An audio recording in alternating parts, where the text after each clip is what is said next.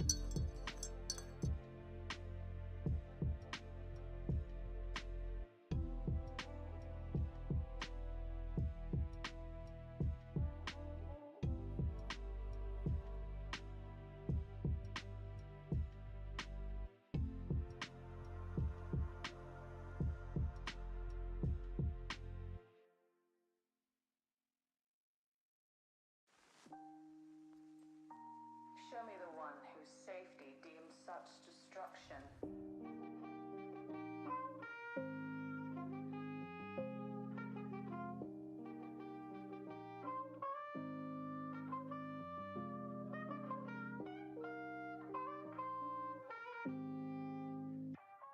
This is the way.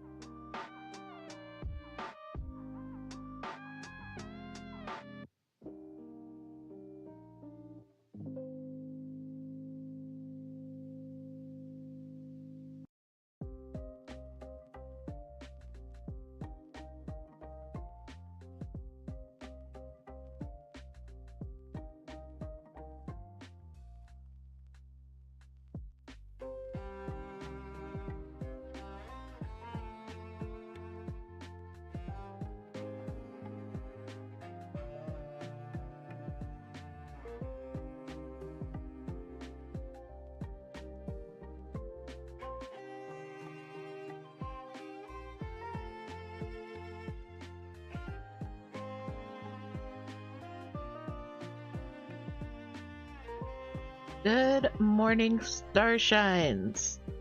Good morning, good morning! Hello, everybody. Thank you so much for joining me. Well, joining us, because, yes, the moon is out in the morning. It's beautiful to see the moon in the morning. Also, hi, Moon. Oh, I have to go over to Moonstream and do my things. BRB. Moon. Because I can't lose my streak. I probably already lost second, but that's okay. Starshine. Hellcat, thank you so much! Heck! Heck. I still haven't given you your last, sticker. I'm gonna do that right now. 100 bits, thank you so much! Oh, second is still up for grabs? I didn't even look. Ah, success. Great success.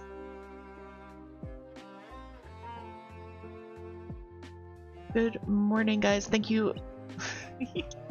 Treasure train complete. Thank you guys so much. Thank you, Cryptic, for the resub. Thank you, Toot, for the resub. Thank you, Hailcat, for the bits. We've got our community scrapbook here. I'm just gonna move my keyboard out of the way so that I'm gonna knock everything over here. It's fine. It's fine. Everything's fine. So this is our community scrapbook. If you subscribe, gift subs, or gift bits, you get a sticker in the book. So we have a bunch of stickers to give out. First, we have Hailcat did a resub, so that's going to be Hailcat right there. And then we got a resub from Cryptic, which is going to be this mushy right here. They're hanging out together. And then Toot did a resub. And I've been saving this butterfly just for Toot. We've got Toot hanging out with the mushies.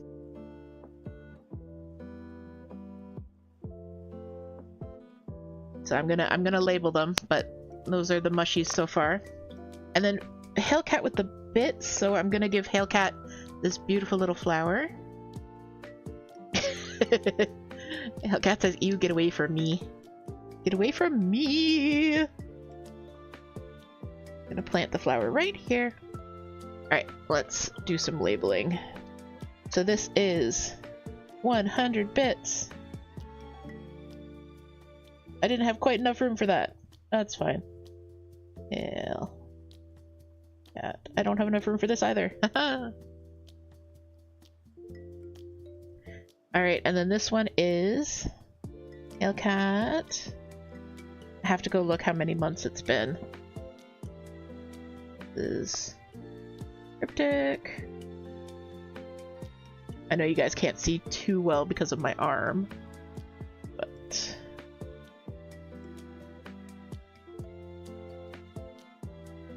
I promise that will not be a problem during stream.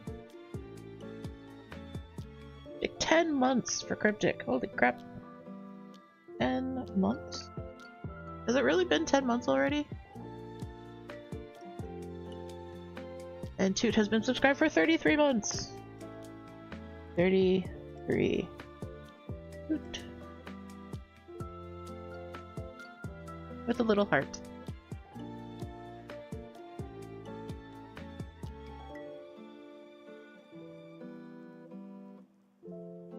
Good morning, And Gardens, thank you so much. The earth says hello. Thank you so much for the sub. The new sub, awesome.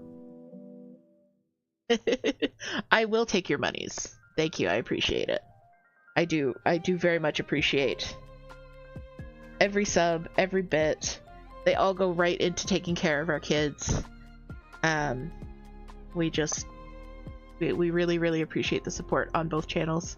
So here's a glowy holographic mushroom for Gardens. And let's see, let's put it right over here in the garden. Oh, that's gonna be a little bit.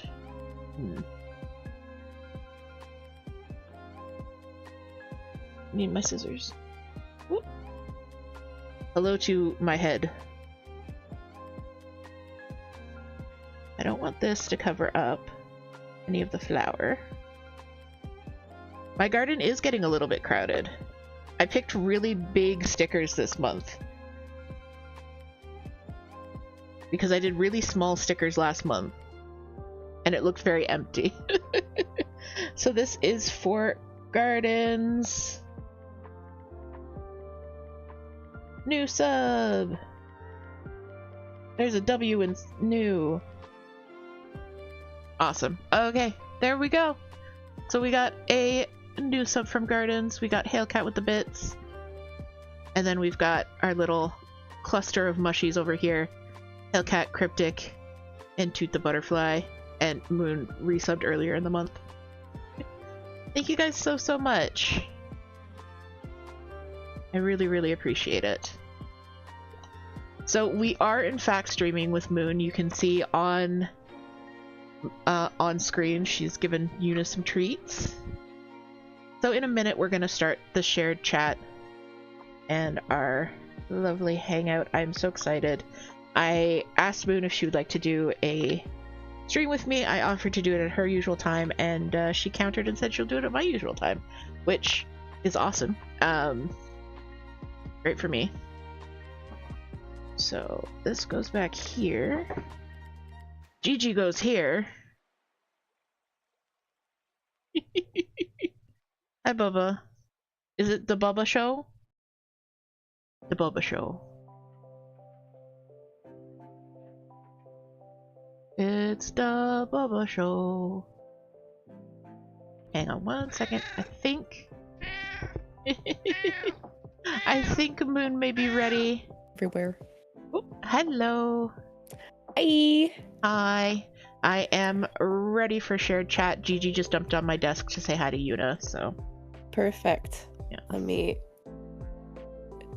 make that happen. Awesome. Ta-da! Awesome. There we go. Yes. I switched screens because I saw that Gigi was on your desk, and I was like, yes, let's see all the cats. Yes, all the cats at the same time. Thank you so much for the hydrate, Toot. Thank you for feeding Una some treats as well, Toot. Bye-bye. I have many drinks this morning. Sorry, what? I have many drinks this morning.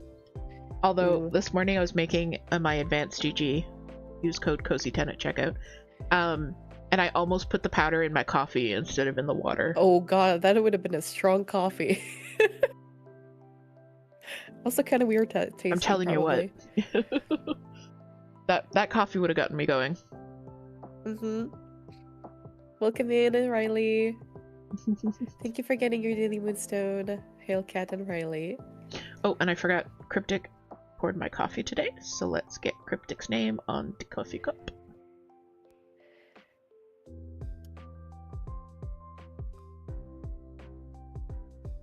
So how are you this morning, Moon? We didn't talk at all before stream.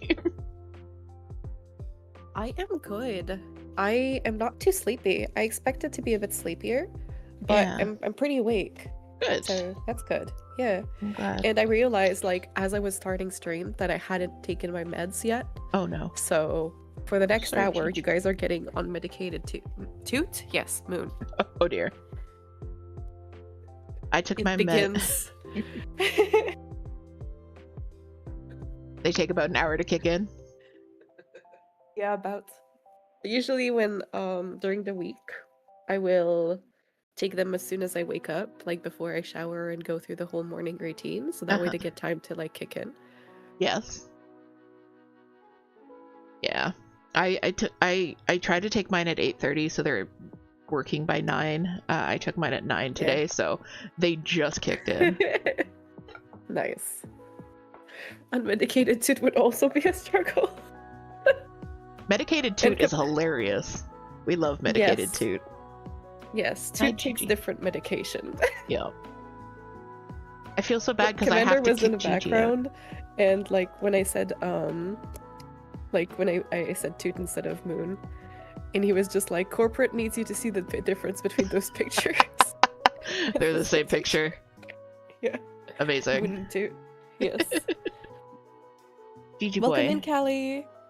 Hey, Callie. Thank you. Thank you for getting your daily moonstone. And your coffee. And your yeah. Alright. I feel so bad because I have to move Gigi in order to stitch. But he's very comfy. Oh. Okay, Aw. he's oh no, now he's just turning around.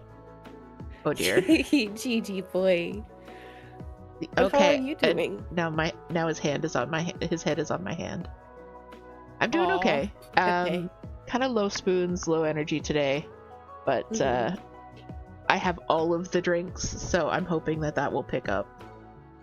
I'm hoping so too as well. That made sense. Pretend that made sense. Yeah. I'm hoping so too as well. Yes. Yeah. No, I get it. I get it. Alright, Gigi, can we start the stitching? Are you just gonna be a lovey boy? Gigi says no. We He's- start the petting. He's got his head on my hand, which is on my mouse. He's purring and giving me slow blinks. Oh, you can't move him. I know! I'm frozen like this. Also, let me quickly just check my sound settings because I think I may be having... Yeah. Yes.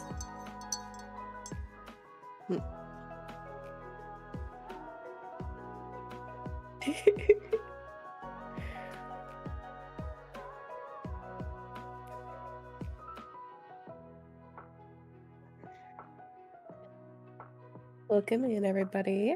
Hello. Where is... Because I think I need to restart my microphone software, but I'm not finding it. Yeah.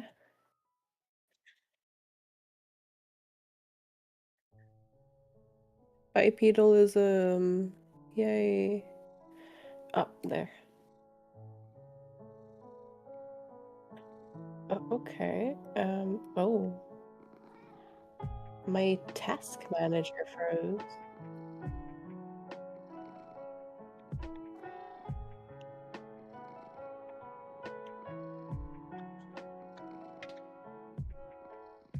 Oh god.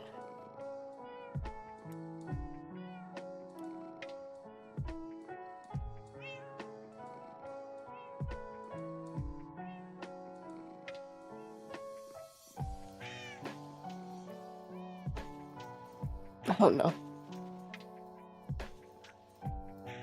Nice. Yeah, that tracks. Okay, I think I fixed it. Because sometimes, like, the software Gigi will muted just, me. like... Gigi what? Gigi muted me on my own stream. Gigi says, no talk. Only Gigi.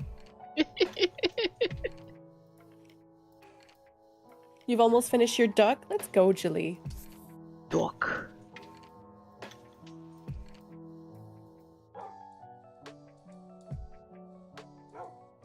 So, if Gigi allows you to, what are you going to be working on this morning? I have the Moth Quaker, which is, I don't think I've worked on it on stream before. It is April's Patreon pattern. So that's what I'm going to be working on. It's kind of all I want to work on at the moment. I did start it before on, I was doing it 1/1 on 36 count linen, and it just wasn't feeling right. Like, it wasn't looking right, it wasn't feeling right, I wasn't happy with it. So I restarted it a couple days ago, and I'm really loving the way it's working up now. Oh, did I see the one that you restarted, or the one that you... I think you saw the one that I had initially started. I've stopped petting Gigi for a second. I am a monster. Yes. Yes, okay, so let's see. So this is the one I had started. Gigi's being a model. So this is the 1/1 on the 36 count linen. Mm-hmm. And I don't know, it looked really patchy to me.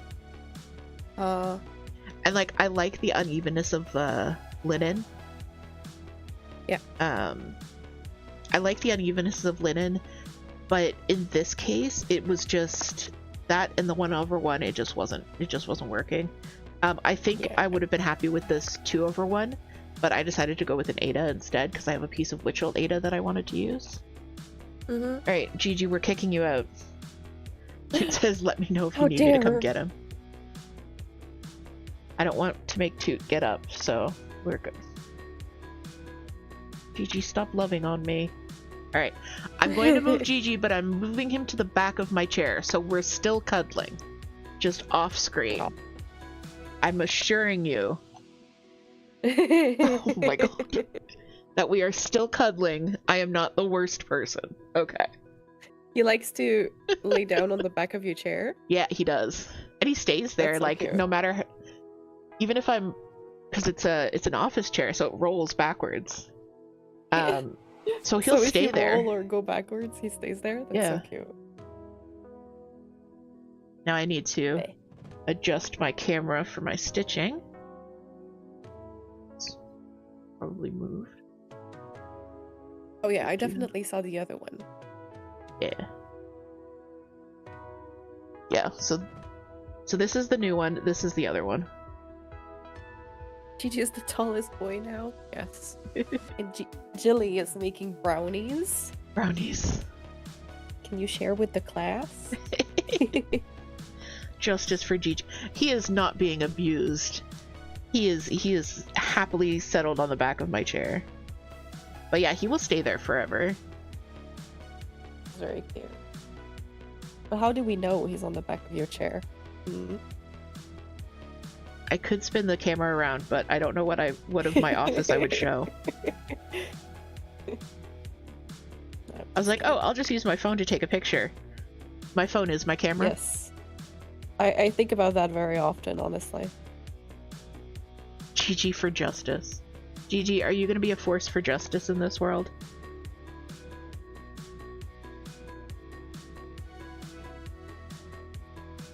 Alright, I am stitching now, and I have coffee. Everything is good. Everything is right with the world.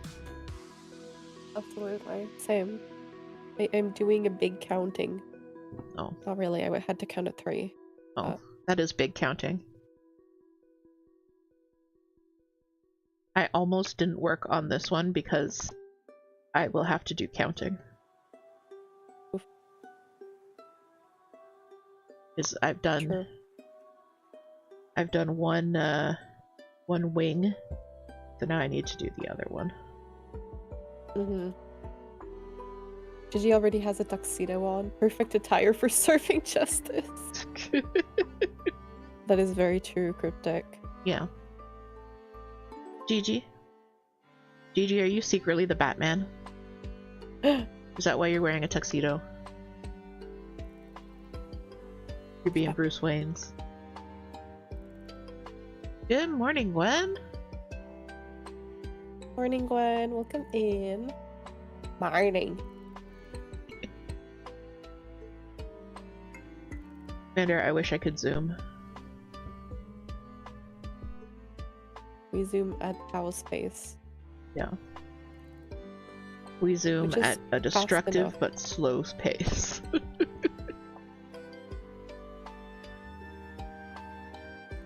Yeah, I've been working on Rose, and I've been taking this color, the grade that I'm working with right now, which is 535, and literally just like working my way down with it.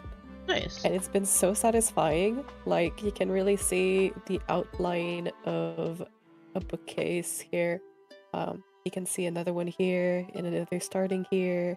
Yeah. And yeah, I'm gonna be doing a big chunk here, and that comes down. And that's cool. been like a lot of progress at the same time, because it's like color blocks. Yeah. Not quite, but No, I'll say that I've looks been really enjoying satisfying. working on Rose. Yeah. I've been enjoying working on Rose a lot since I changed methods. Yeah, that's good. Yeah, sometimes you need to change up how you're doing things. Yeah. I feel like for that pattern, that the 535, does it have 3799? Because I know it has no 310. I don't think it has 3799. Let me check though. Yeah, so I feel like the 535 is kind of stepping in as the 310 for Yeah. the shadows. No, and it doesn't things. have 3799 either. Oh wow. Right? The two most prevalent black colors. Yeah. Yeah, I'd say 535 and like 418 are like the next darkest grays. So I feel like it's like you're working with pastel black right now. It's pastel black. I like that. No 310 or 3799. I know, Cryptic. It's kind of hard to believe, and also who I am. Who am I? Buddy's currently trying to summon the wheel. The wheel? Yes. The will to get out of bed. But Monkey's being his chest weight. Yes. I had the same issue with Sam this morning. And by issue, I mean not at Aw. all an issue, because Sam cuddles are the best. Aw. Hey, baby.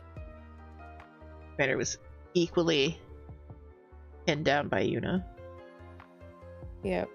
Yeah, Crypticus pattern has the entire like full coverage has no 310 or 3799, which is incredible. I love that design detail.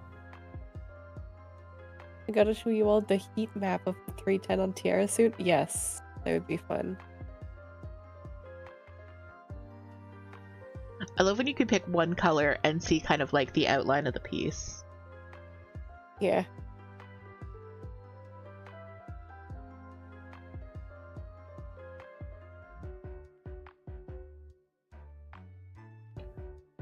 The one I'm working on is a monochrome, but I'm using this variegated floss. I'm getting just very slight, like, it's not a super variegated floss, it's all shades of purple, but I'm getting just like little patches of lighter and darker. I really like it. Yeah, is it the same floss as the other start that you had? Yes. Oh, because this one is pulling much darker. It is, like, I think it's because using the 2 strands instead of 1. Ah. Yeah, it's just, it's making the color a bit more rich, which I'm really enjoying. But it is Roxy Floss in the color Gilbert, and I only have 1 skein of it, so it's going to be a little bit tight. I'm kind of doing it 1 motif at a time in case I need to swap in another. I have a very similar but slightly different purple. Mm-hmm. So if I need to swap that in for a few motifs, I think it won't look terrible, but I'm just gonna avoid changing in the middle of a motif. Yeah. I made an amusing and unfortunate discovery the other day about Tiara. Oh dear. Oh, what is it, Gwen?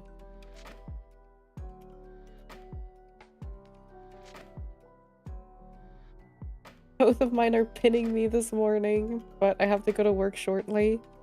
The worst. Oh no.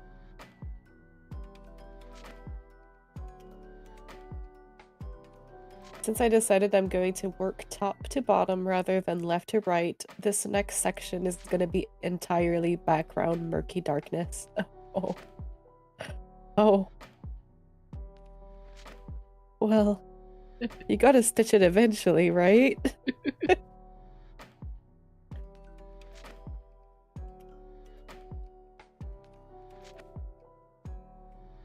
She was my little spoon for most of the night last night. Kitties. Yeah. Kitties like making their humans stay in bed. Yes, it's Yep. very true. It's enforced rest.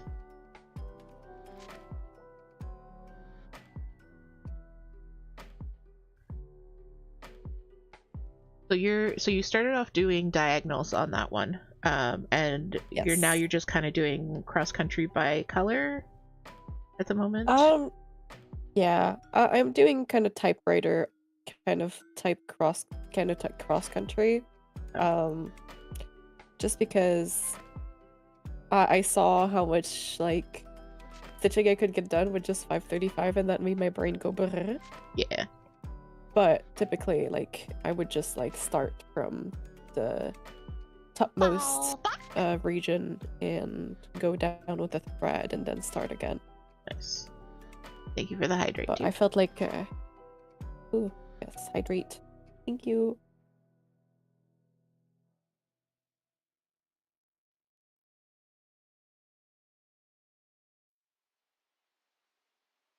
And you have to do English with this floss, right?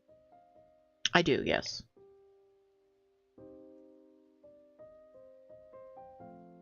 Sorry, you were saying that you felt like. That's a very good question. I don't remember. You said I'm I gonna felt just look like, at and my then we notes. hydrated, and then yeah. But yeah, typewriter is so. I find it so not rewarding, so satisfying. because like you get to see so much progress in one area. Yeah. I think that what I was gonna say is, but I felt like, yeah, like stitching a lot of the same color to get a big chunk of progress. Yeah. Or something like that. But I was gonna ask, how do you like the English method? Because I kind of did it for the first time, like continuously, when stitching on the Cozy Cryptic Quaker.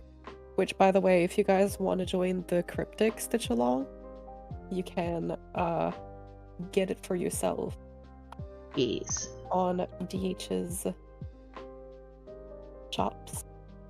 Yes, it is a... Oop. Bye, Gigi. Gigi just jumped down. Yes, it is available on both Ko-fi and Etsy. If you join Cryptic's community, there is a coupon code to make it free on Ko-fi, and 68 cents on Etsy because Etsy. But yeah, you can still join us. I think the plan is his actual streamiversary is sometime in June.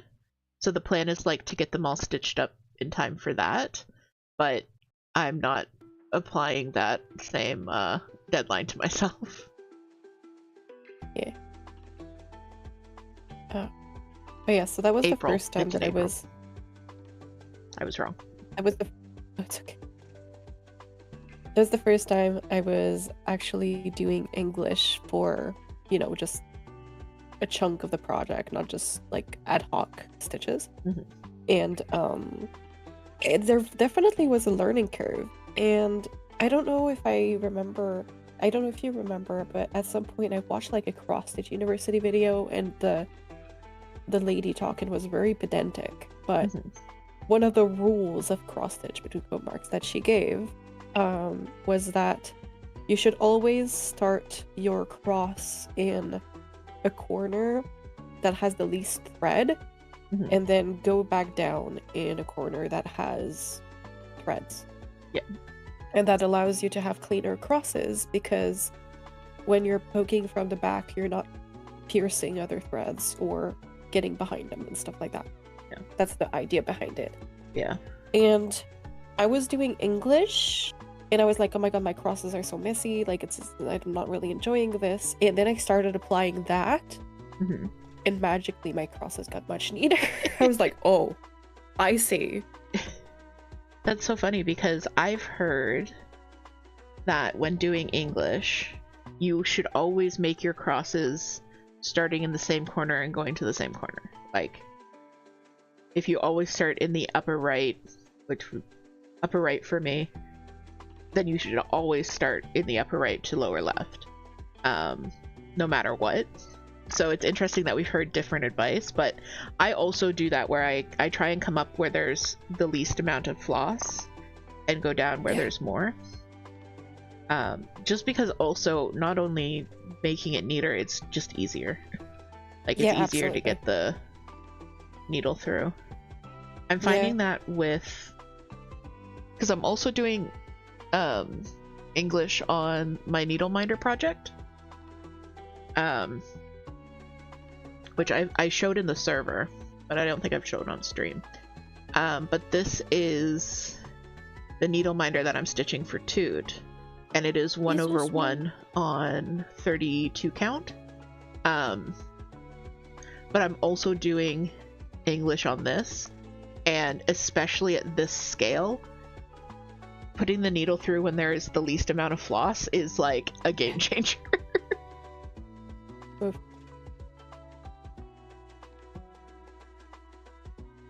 Yeah, it definitely makes it easier. And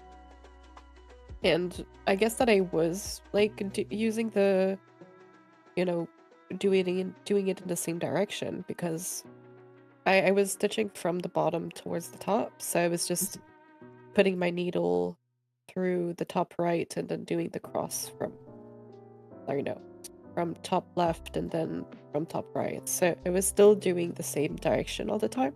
But instead of starting from the bottom holes, I was starting from the top holes, and that really changed everything. Well, I'm glad. It's interesting. Yeah, you found a method. I love when I find like a tip or something, and Yeah. it's actually just like game changing. You're like, oh, this is incredible.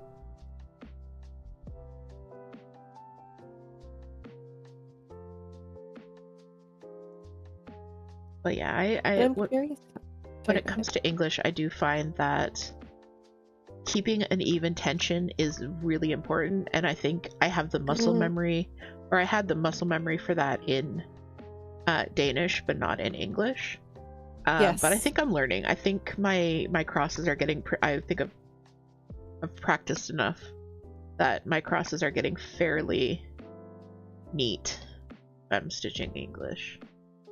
Yeah, I found that as well. That like, it was really hard to keep even tension, even if I was trying. So, I'm very used to doing it in Danish, and when I did the first pair of dad shorts, I was like, oh no, it's looking so jagged. But it got better after a few hundred stitches, I suppose. Yeah, it's all about practice. And if I just realized, if anyone isn't sure what we're talking about the two different methods of stitching. English stitching is when you do one X at a time, which is what I'm doing at the moment, because I'm working with variegated floss, and you can mess up the colors. So English is doing one stitch at a time. Danish is when you go across a row doing the bottom legs, and then you go back across the row doing the top legs.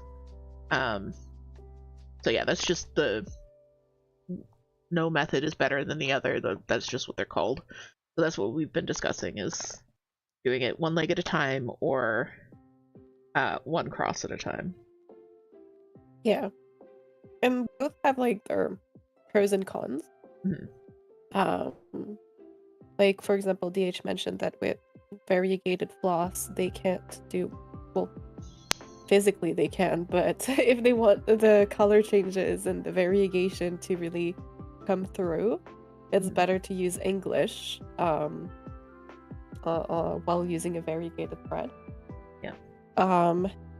And there are some patterns where doing Danish is just not very doable. Like if you have a lot of color changes, if you have a lot of confetti, it would be very difficult to just always go back and forth to do the bottom leg and then the top leg. So then it makes more sense to do full crosses.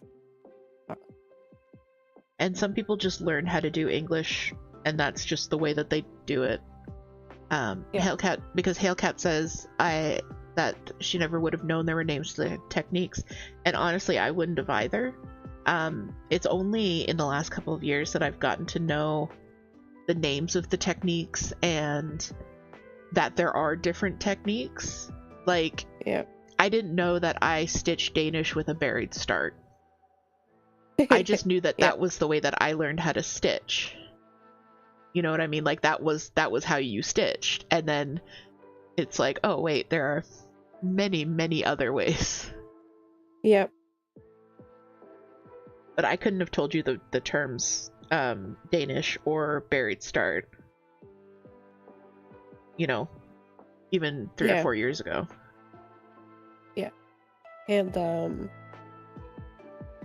it also definitely came from the fact that when I started cross stitching, I definitely went on a deep dive of like finding all the names, finding all the techniques. Welcome, I kept being like, Chaotic Cuddly Cat, thank you so much for the follow. Sorry. Welcome in. No worries, I know. Thank you so much for the follow, Chaotic Cuddly Cat. Love the name. Yes. Welcome into we also have Chaotic Cuddly Cats. But I couldn't stitch for the first 20 minutes of stream because I was being griefed by a very handsome tuxedo man. Yeah. Thank you for the lurk, Gwen, and thank you for the hydrate, Commander. What were we talking about? You were saying something about oh, you went on a deep dive when you first started.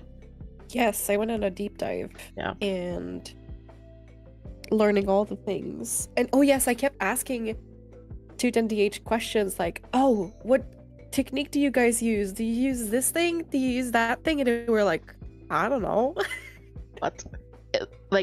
It had never occurred to me to go on a cross-stitch deep dive that even was such a thing even possible. Like, it just didn't occur to me that that existed, let alone that I could do it. So I learned a lot from your deep dive. And that was so fun to me because you guys obviously like got me into CrossFit and you know, showed me the world. And then it was almost like I was also sharing knowledge with you guys because you didn't really know the terminology. Yeah. So exactly. It was really fun. It was good. Like, I really, and seeing you like do that deep dive and get really into it was really nice on our side. It was awesome.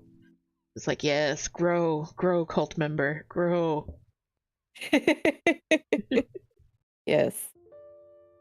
Thank you for getting your daily moonstone, Commander. Oh, I picked at a hangnail and it's really bothering me. I keep like rubbing it and it's not helping. When hangnails are painful, it's like, no, why? Yeah. I just wanted the satisfaction of pulling away the skin. Why you hurt now? Hurting self mean hurting self? No. Yeah. No, I refuse. I feel that with like my lips recently because I'm congested. I'm breathing through my mouth a bit more. So my lips are getting drier. And then obviously like I get little bits of dry skin and it's like I peel it off and it's like, oh, my lip hurts. That's not nice. No. Why did I do that? Because peeling dry skin, very satisfying. Indeed. I love that this conversation veered between two different types of autism. It really did. Do you want to see something really cool that I like about this stand? So I have to weave in this end. I just loosen this and it goes shunk. Oh, that's really nice. That is Right? really nice. Yeah, I don't have to unclip it or anything. Incredible. Let go. Chaos Danish, buried start English loop, start Chernobyl, melting start pin stage, fleshy machine, the cult is growing. Yes. Riley also loves picking at dry skin. Yes. Also, I Riley. should have, like, sometimes I think that, like, I should have become, like, a fucking beautician or something. Because, like, I get such incredible satisfaction from, like, things like that. And, like, trigger warning. Well, not trigger, gross warning. Not safe for, like, warning, but, like, popping pimples and blackheads and stuff like that. Oh, I can't do my pimples. No, pimples I can't do. I can do your pimples, don't worry. I don't get pimples. Save them it's for me fine. next time I visit. I don't get them. It's okay. Okay, But like good. the videos and stuff, I know Toot also enjoys that type of content. Yes. I can't do it. I'm like, ugh. Yeah, that's Which really is bad. so funny like, because I don't enjoy watching pimple popping video. Blackhead popping is yes, but yeah, like pimple popping is not so much. Videos not so much, but IRL, yes, very much. And Commander is my guinea pig a lot, and I love him so much for enabling me in that. Aw, we love him too. And it's so funny because, like, I'm a healthcare worker. I've seen much grosser things in person, and yet still, Yeah. I can't do it. I cannot do it. But I just dropped my needle. What am I doing? What am I doing? But yeah, like I understand how other people really enjoy that kind of thing. And yes, Toot asked our doctor. Well, our doctor threatened Toot to flush out their ears because they were being sassy. And the amount that Toot would enjoy that. Yes. Honestly, yes. Like I've been doing daily.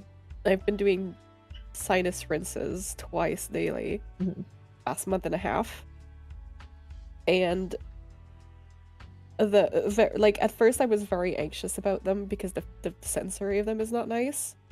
But then I saw the results in the sink. Yeah. And that took completely overrode.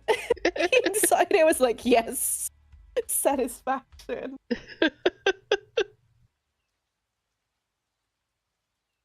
So hi guys, I'm gross. Moon likes to show me the pimple ooh stuff when she pops them. She always puts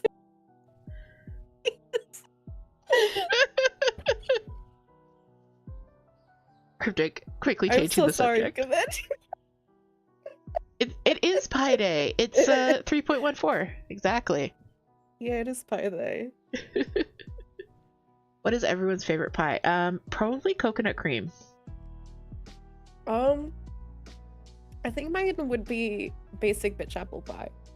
Basic bitch apple But pie like a is good, so good. When it's done Yeah. well, it's so good. a good apple pie is so good. And it's so funny because I don't like apples, but somehow in pie format, I like them. I think because it They're takes very out different. it takes out the tartness. I don't know. We've got cherry. Yeah, it takes out the tartness. It also takes out the texture. Yeah. Like the texture of a baked apple is very different. Oh, I just remembered I have buttered apples in the fridge. Ooh. Yeah, I bought like a huge bag of apples because Commander wanted apples. But I bought a big bag because I was like, you can't eat all of that. We're gonna have to make hot buttered apple. We're gonna have to. Yes. Yep, absolutely. Have to. Hi, Anne-Marie. Welcome in over on YouTube. In the tiny screen, I have Moonphased, who's streaming over on Twitch. Welcome in, Gem. Thank you for getting your daily moonstone. Peanut butter cream or peanut butter cheesecake sounds really good. Oh, sugar Oh my God. pie. Commander, Yes. sugar pie is very good.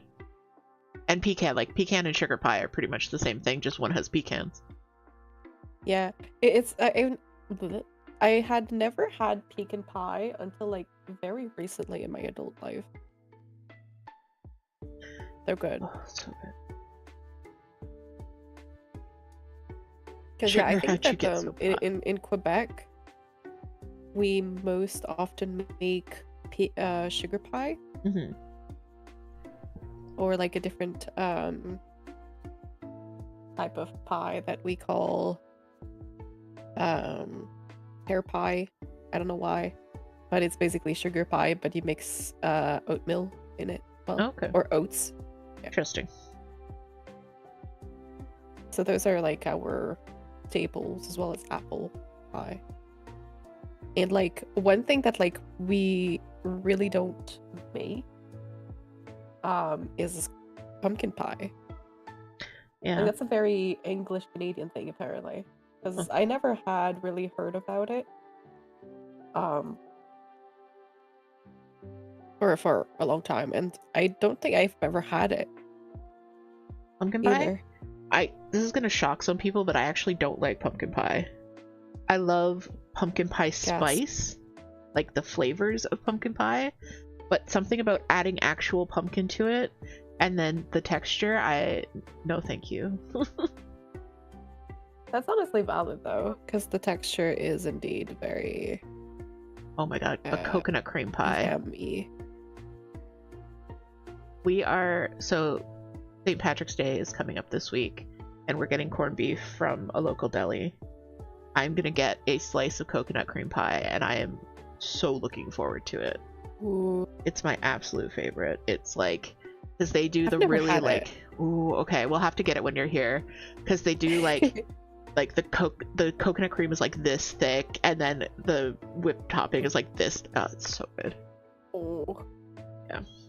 it's like a layer of coconut flavored like curd, and then topped with meringue, and then topped with like toasted coconut, and it's in a pie crust. But yeah, we Welcome in, Miss definitely want to take you Marvelous. there. Thank you for the follow.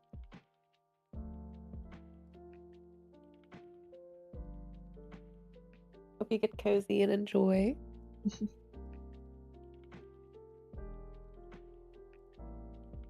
Teddy's Deli. We want to take Moon and Commander there. It's so cute. Yes, it has a bunch of teddy bears. Yes. I would love to go. Yeah. Toot's TikTok For You page is delivering her lots of things about local events and local places, so we keep finding all these spots that we want to try. Nice. There's a maple syrup festival going on nearby at some point in the near future, and they're gonna have a sugar shack. Oh yes. Yes. Ooh, if they do have lemon, I'll be all over that vendor as well. Oh yeah, that's right. You don't like coconut. Sorry, I forgot. It's okay. I was excited for you because you're so enthusiastic about it. Yes, but lemon. It's basically lemon meringue, but with coconut instead of lemon. But they do have lemon, yeah. Hi. Jilly is playing Hi. Thread Chicken. Oh no. Oh no, not the Thread Chicken. And Emery says, my grandma made this amazing sugar pie that's basically chunks of butter and brown sugar mixed in with a handful of oats. Oh, that sounds amazing too. Just give me all the pie. Yes. Toot's gonna get strawberry pie. Strawberry rhubarb is like A tier. Yes. I was gonna say strawberry rhubarb is so good. Yeah. When I was a kid, we had a very tiny rhubarb patch out back, and by very tiny, I mean there were like 3 plants that Somehow got there. Yeah, we didn't plant them. They were just like, it was like wild rhubarb that just lived in a corner of our yard. I have to take a sip of coffee. Thank you for the hydrate. It was just like wild rhubarb that grew in the corner of our yard. But yeah, we usually got enough twice a year to harvest and make rhubarb crumble. Oh, fuck. So like that's kind of what I associate with that, is going out and seeing if the rhubarb plants were big enough to harvest. Yeah. And then we would have 1 day of rhubarb crumble out of our tiny little patch. And then my parents built a new deck, and they had to build it over where the rhubarb was, so we tried transplanting the rhubarb, and it never grew again. Oh, rip rhubarb from DH's childhood house. I know. But one of my childhood houses also had a rhubarb patch on the back, like random, that no one planted there. Which I love when plants do that. And yeah, like we wouldn't bake with it. We would literally just like cut the stems and clean them. And I don't know if that's a thing that people elsewhere do, but in Quebec it's a very popular way to enjoy rhubarb. You literally just like, because like obviously the bottom of the stem that you just cut is going to be sticky, and you know there's going to be juice coming out of it. You take that into like a little bowl of sugar, just white sugar, and you dip the stem in, and then you eat that. Ooh, interesting. And then you just like, you know, chew it, and like again the bit that you ate is ready to dip in sugar again. So we just eat rhubarb stems with sugar. Interesting. I've never heard of that, but like I can totally see it. Yeah. Yeah. And I'm trying to. I haven't had that in years, probably in over a decade, but I'm trying to reconcile that with my hate of texture of celery, because rhubarb is basically like sour celery. Yeah. And I'm just like, how did I like that if I hate the texture of celery? But I know that celery is also gross in terms of taste to me, so. Rhubarb is celery with a personality. I like that. And Cully asks, is cheesecake a pie? So I once listen to a very detailed breakdown by a baker of what constitutes a pie and a cake, and whether cheesecake is a pie or a cake. I cannot remember the answer, so I don't know. I was so excited for the answer, DH. I remember listening to this whole thing, and it was about like the structure of the crust and the consistency of the ingredients, and is such a thing even possible? the end was, I cannot remember the answer. Wow. Anna redeemed weird fact. So are you ready for my weird fact, Moon? I am so ready for your weird fact. Okay. So, you know the pyramids of Giza, right? Yes. The reason that the pyramids of Giza are located in Egypt is because they are too large and heavy to be taken to the British Museum. That makes sense. Yeah, because they've definitely taken basically everything the pyramid contains to other museums. Yeah, that was my weird fact for the day. Toot sent me a TikTok about it. Of like, that got me. I like that one.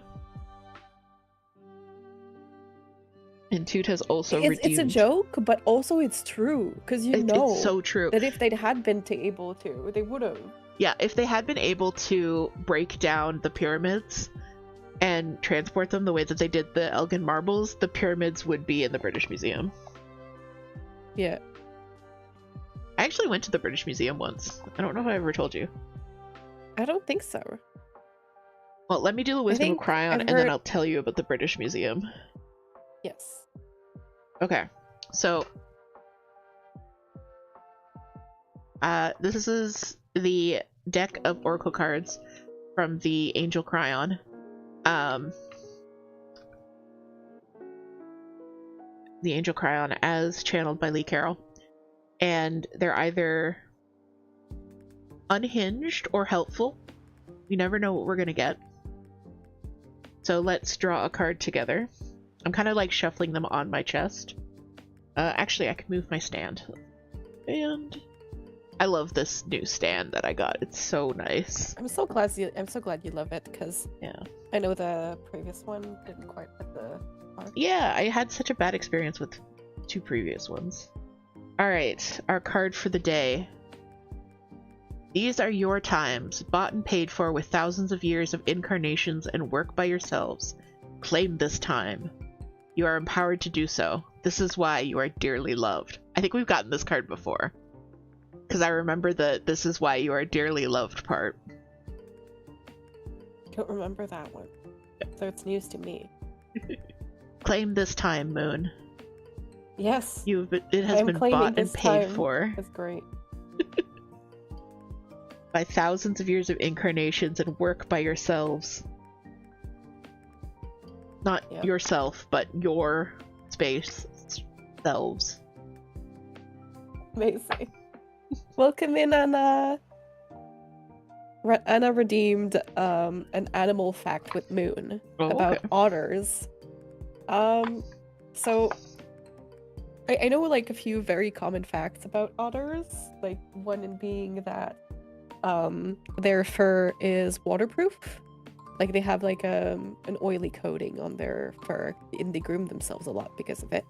That makes it that the water won't penetrate their fur and get to their skin, which would make them very cold, because they do, at least river otters, live in rivers, and those can get very cold.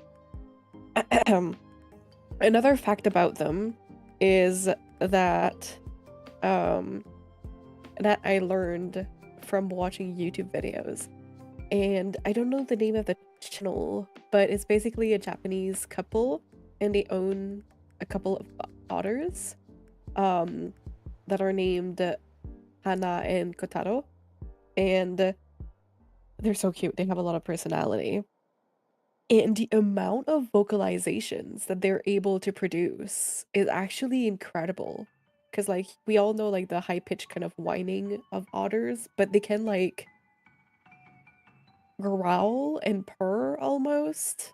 they can sound like babies crying, which is insane. So they have a lot of vocalizations, and in those videos they made content with another couple that own some otters as well. And I learned that in captivity a lot of otters are kept as a male and female pair, and they will bond a lot, and usually in captivity they don't breed and stuff, but they will form a kind of mate pair, and the females are very possessive and very territorial over their male. So when they like met up with the other couples, like the males were just like chilling together and the females are always like trying to fight, so they had to separate them. So it was really interesting. Following on your we actually have to go to I have to go to for ads. Yes, I will go with ads with you. Okay, but when we come back I have an interesting fact about otters as well, and then I will tell you about the British Yes. Museum. Perfect. All right. Okay. So we'll be right back, guys. We'll just run some ads and take a quick break so you guys won't be missing anything, and we'll be back very soon. All right, we'll be back. Bye. Bye bye.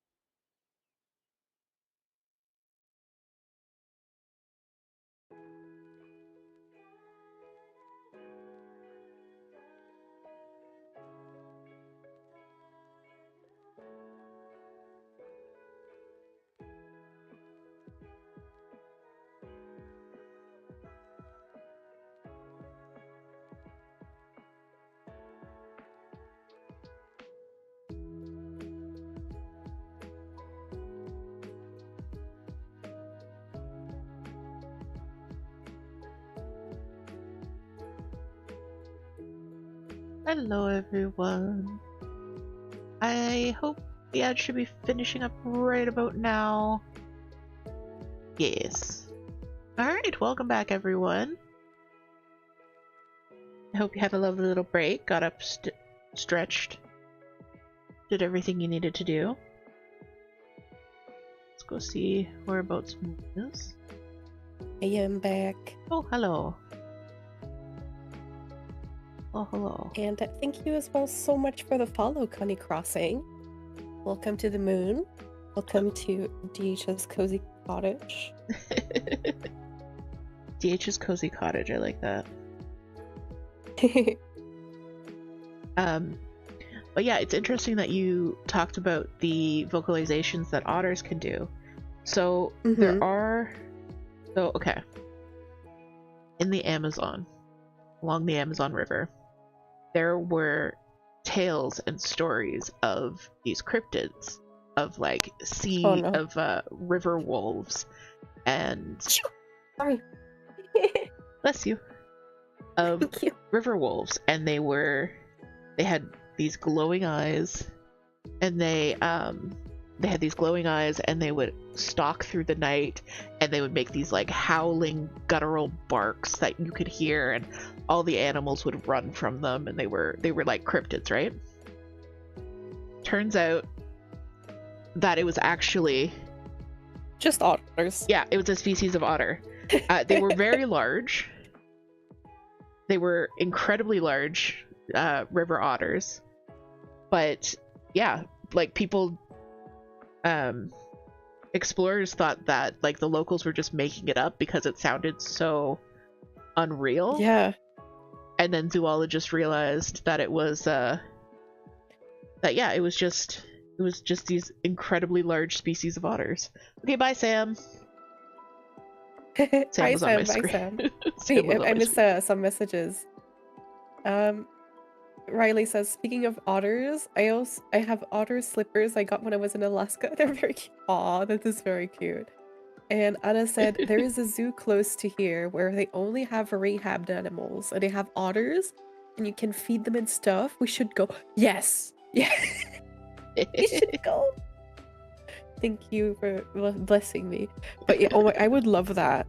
Because I know that Anne went to like a rehab center for like some animals, and they held a possum. Aww. And it was so cute.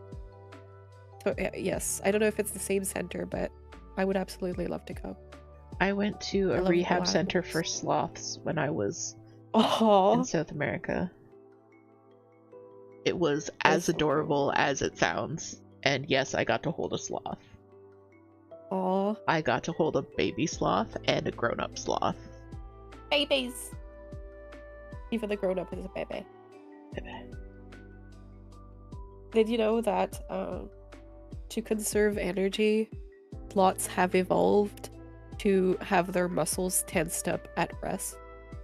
Yes. It's so cool. Yeah, like they Because are... you know when. Sorry, go ahead. Yeah, like they've completely evolved to basically be able to hang out in trees for as long as possible without moving. Yeah. And it's crazy to think about that, because most mammals, when they're resting, their muscles are relaxed. Mhm. But not sloths. They really evolved for like their bodies to use as little energy as possible when they're at rest, which for them is in trees. So yeah, the effort comes from relaxing their muscles to be able to do movement instead. Yeah. The sloths are so cool. They're just such a unique animal. Yeah. And They yes, really Toot are. tried to bring Sam and set her down on the desk, and woohoo! Gigi's here instead. Hi, Gigi. Gigi is now in the window hunting squirrels.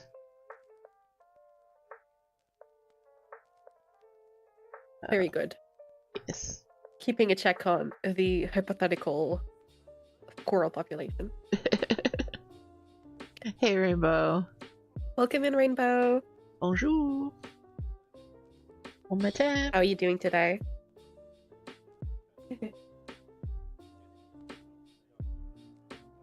But yes, I went to the British Museum. Yes. We, my family, when I was in high school, we went to England and we did like a bus tour of England. And so we got to London and we got to our hotel and we were like, okay, I really want to see the British Museum. I was like, I need to see the British Museum. And my folks were like, yeah, of course you do. So we get to the hotel, and then we're like, okay, we're gonna take the tube. So we took the tube, which is like the subway there. So we took the tube and we took a bus, and we got to the British Museum 45 minutes before it closed for the day. And this was like the only chance we were gonna have, because we're moving on the next day. So I had 45 minutes in the British Museum. But what we did was we did kind of a targeted attack, because I really wanted to see the Elgin marbles. So we headed straight for the Greek gallery. We saw a bunch of really cool stuff. There's a huge, there were huge displays of dinosaurs and skeletons in the main hall, and we kind of we had to go through Mesopotamia to get to the Greek gallery. But yeah, I had 45 minutes in the British Museum, and it was not enough. And I was like, because I saw a TikTok the other day, and it was like, all right, my autistic friends, were you a Titanic person? Were you what were the options? Titanic, Greek gods, Romans, or there was a third thing. Yeah, or the Egyptians. Was it the Titanic, the Egyptians, the Romans, or the Greeks? And for me, it was the Greeks. Yeah, so me too. I was freaking nerding out over the Elgin marbles, because the Elgin marbles are named after the dude who stole them, first of all. Yeah, of course. But classic. They were just they're from, I think, the Temple of Athena. I can't remember now. I knew all about them. And there are these huge marble statues that would have been fully painted back in the day, back in when they were first erected, but now they're marble with very faint traces of paint on them. So this Lord Elgin decided that he was going to take them for the British Museum, but he couldn't. They're so large that he couldn't get them, so he broke them into pieces. Oh my god. To ship them to England, and then reassembled them for the museum. The way I rolled my eyes. Yeah. So they're still in the British Museum now, and I got to see them, which was very cool. But it was they're still very they're very obviously they were broken. They were not restored very well. Yeah. So, but yeah, they were very cool to see. But it's very much the British Museum joke story. Friggin' Elgin marbles. So yeah, go ahead and do your sticker, sorry, for Anna. No worries. No, not at all. I didn't want to interrupt you because I was really interested. But yes, thank you so much for the gift, Savannah. So DH and I both have this they call it their scrapbook, community scrapbook, right? Yes. And I call mine the book of support.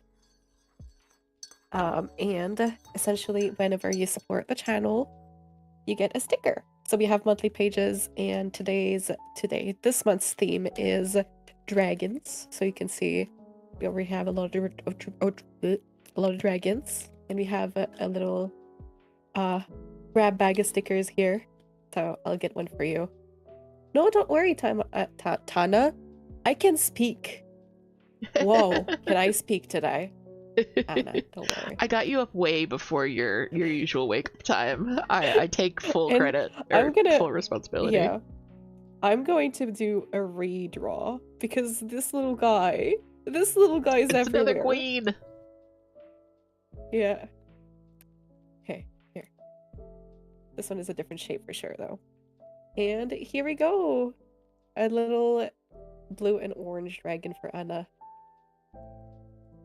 Oh, shared hype train. Let's go. Thank you so much, guys.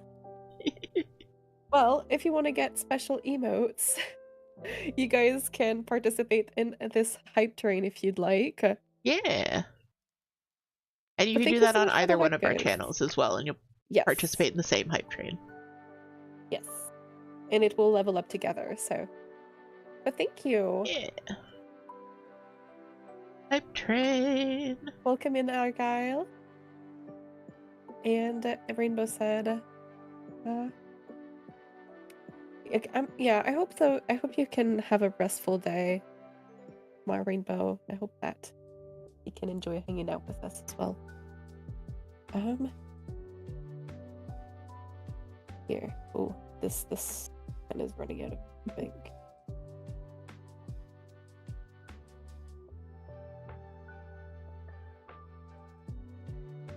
I'm gonna use the other one. And Toot said that they were an Egypt autistic. Yeah. Alright, leave in chat which kind of autistic you were as a kid. Because I feel like our community is going to resonate with this. Yes.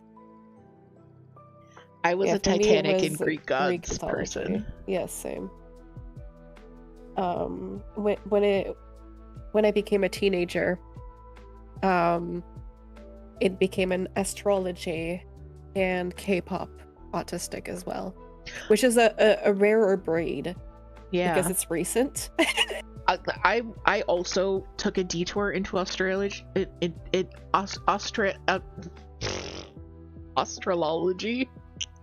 Yes.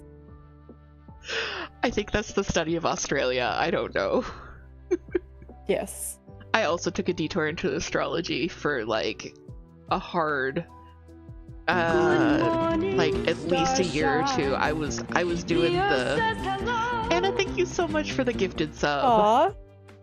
Gonna have to get a sticker. I was like doing birth charts for people. I was Yes, me too. Yeah. I used to know my sun and my moon. I know, and my Lilith, and yeah. Now all I remember is my sun's sign. Yes, since we're doing a shared hype train, anybody that, you know, contributes to DH's side of the hype train will also get a sticker in my book. So, Aww, and I'll give you a second sticker. We have this little orange guy. Alright. What sticker that Anna get on your side? Anna gets this big old rainbow. Ooh. Nice. It's hanging off the page, but I'll give it a little snip. It'll be fine. Little snip snop.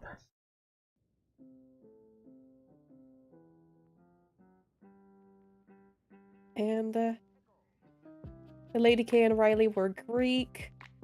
Gwen was Greek and Egyptian gods. Hellcat as well.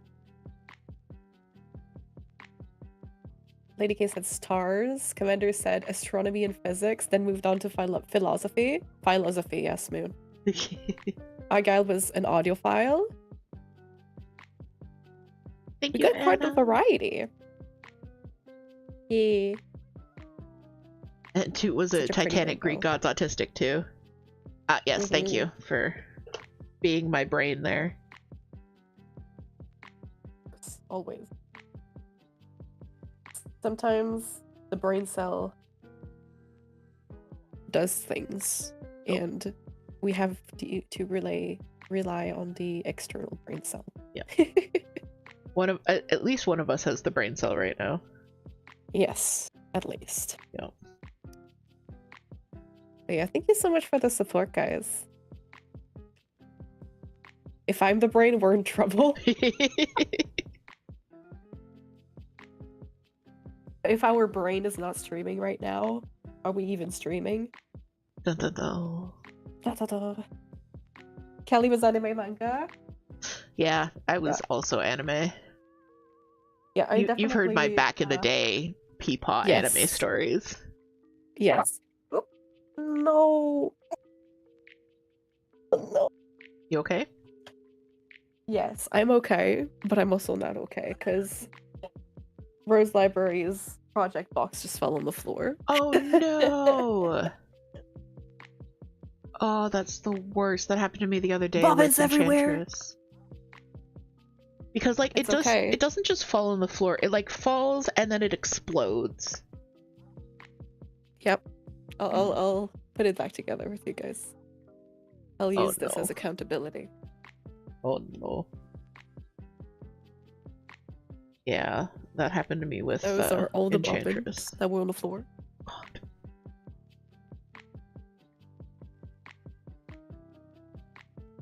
I found a bobbin on the floor earlier today that's 155, which I have not used in a while, and I'm like, where did you come from? It's a neatly wrapped bobbin.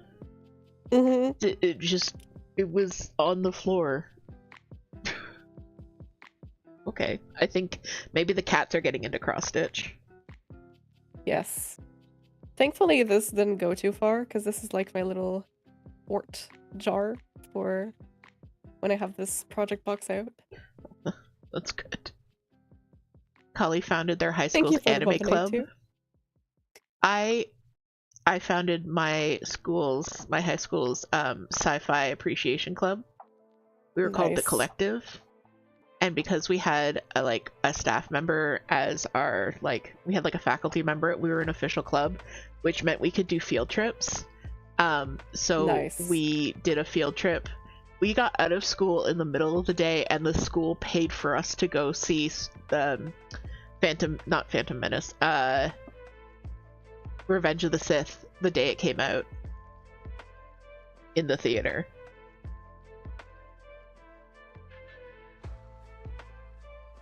Andrew says, tell us how you feel about your box in French. So I'll say it in English and then I'll say it in French so people don't feel too confused. I initially felt startled and then a bit sad and then a bit frustrated because it meant I would have to put it back together. But now I feel neutral about it because I'm doing it on stream with you guys. So it's not like, oh, I have to take my own time to do this. It's like body doubling. It's easier to do. Yep, absolutely. So yeah, in French, that would be something like d'abord, je me sentais un petit peu choquée, surprise, puis c'était frustrée. Mais maintenant, je me sens correcte parce que c'est quelque chose que je peux faire pendant le stream. Fait que je peux faire du body doubling. C'est pas quelque chose que je dois prendre de mon propre temps pour faire, genre. So yeah. Body doubling. French. Body doubling. I don't know the translation for body doubling. Yeah. I would probably have to look that up. Oh my god, Riley, don't. Yeah, it snowed so much yesterday here as well. Yep, same. Pretty much everything is. And it was perfectly clear. It was. The snow had all melted. It was bright and sunny, and then the snow started, and all of a sudden, we're in a Norman Rockwell painting. It's picture perfect snow on everything. Premier réflexe a dû être calice. Yes. So, Anna said, "Oh, your first reflex must have been to go calice," which is French swear. And I throw shade at friends for using English in their French. Yes, because they use English where there are French words that exist. Whereas, I use body doubling, which is pretty much like a new term. So I don't even know if there's an official French translation. If there is, it's probably like a neologism, which is like a new word that somebody created that may not be really in use in society just yet. Yeah. But France uses fucking smoking for tuxedo when we have plenty of good words for it in French, and that they have no excuse for. Did I tell you that I think a lot of those, because you were talking about this before on stream, I think a lot of those come from English idioms, and by English I mean British idioms. Like a smoking jacket is a tuxedo. Oh, absolutely. Yeah. Which is so it's very interesting what part of the phrases they picked up. For example, there's another word that they use, well, not a lot, but they use is going to the dry cleaner. They call it the pressing. Yeah. Because there's a press that you're using too. Yeah, clothes press. Yeah.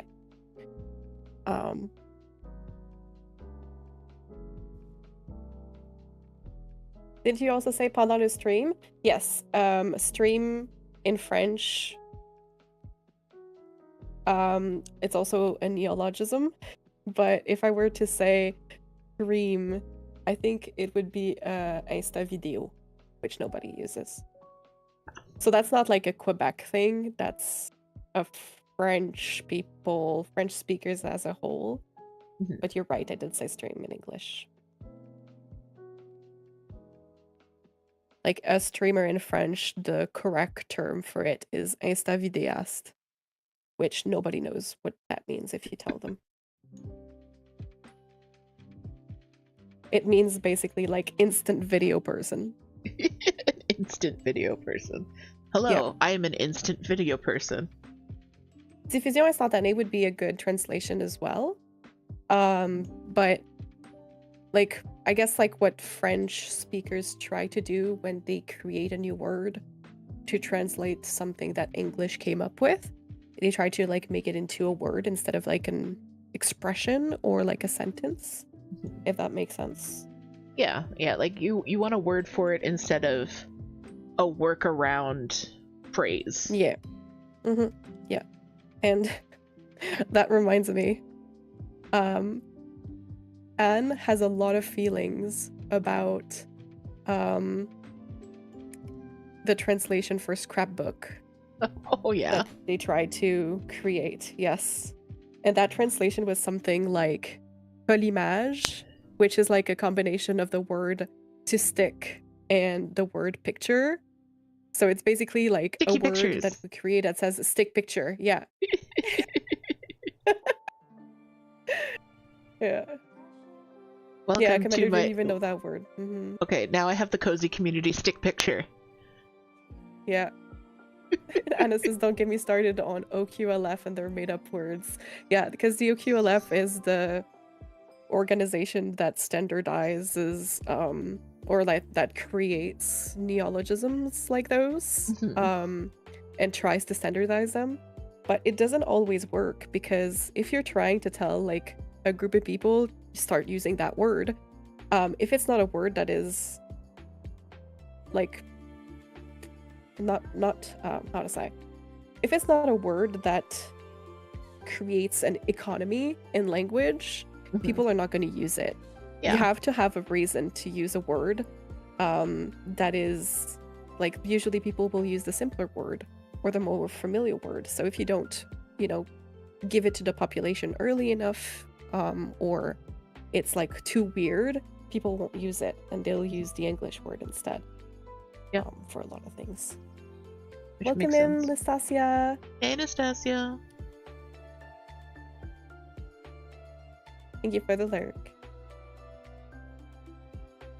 We don't borrow from, and Anna says we don't borrow from English in the same way. I think our Anglicisms are more syntaxic. Yes, that is very true. Gwen says that shampoing gets me every time. Yes.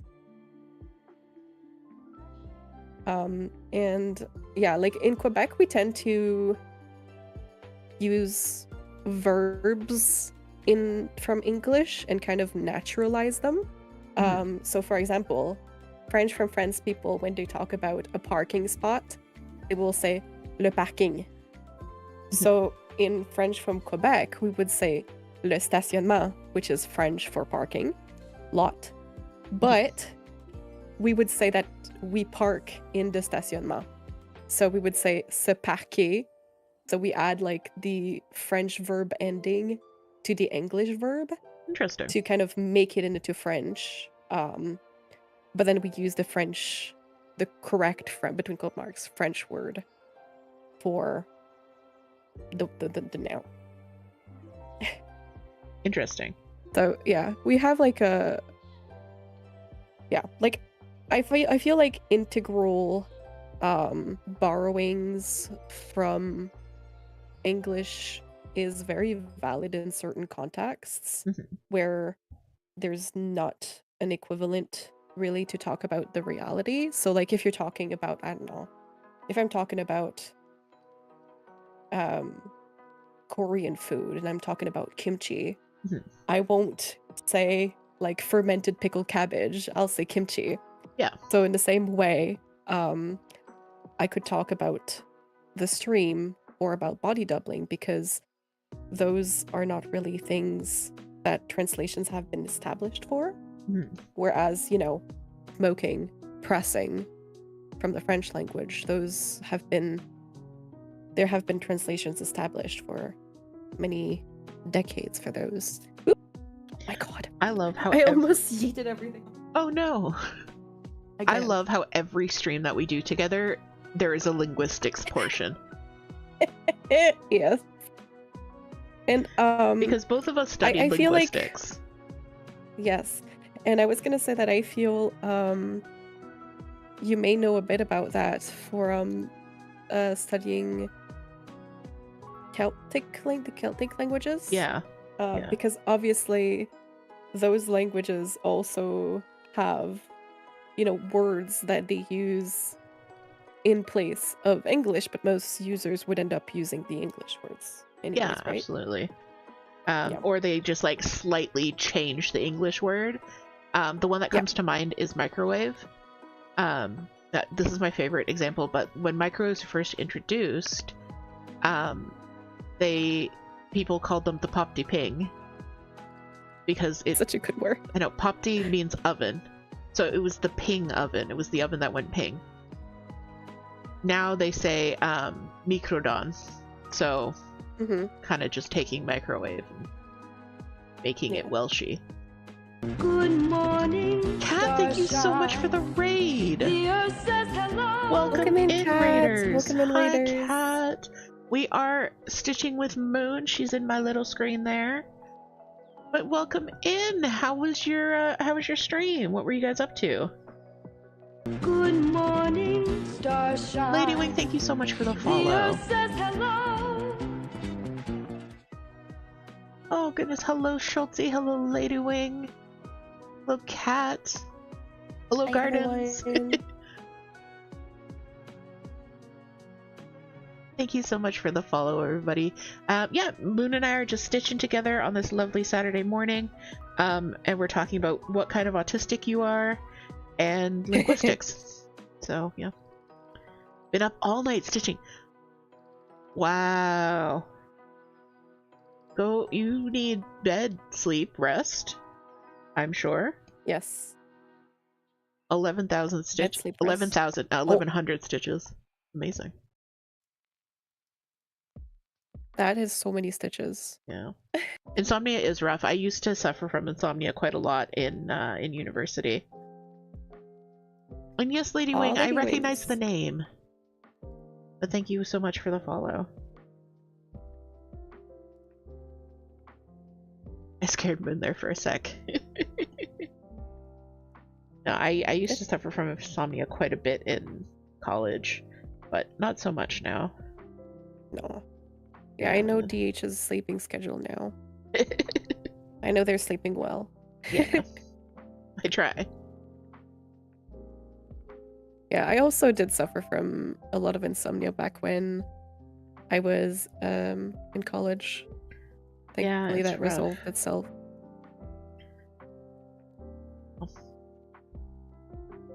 Well, I hope you get some rest soon, Kat, and that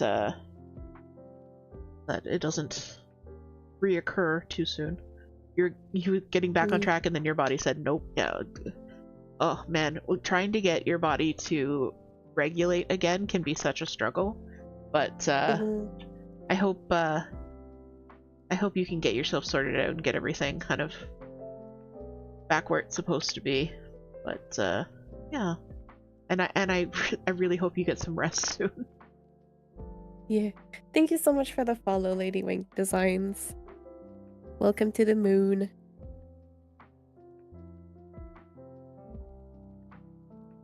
But yeah, like we were talking about linguistics. Yes. Before you guys came in.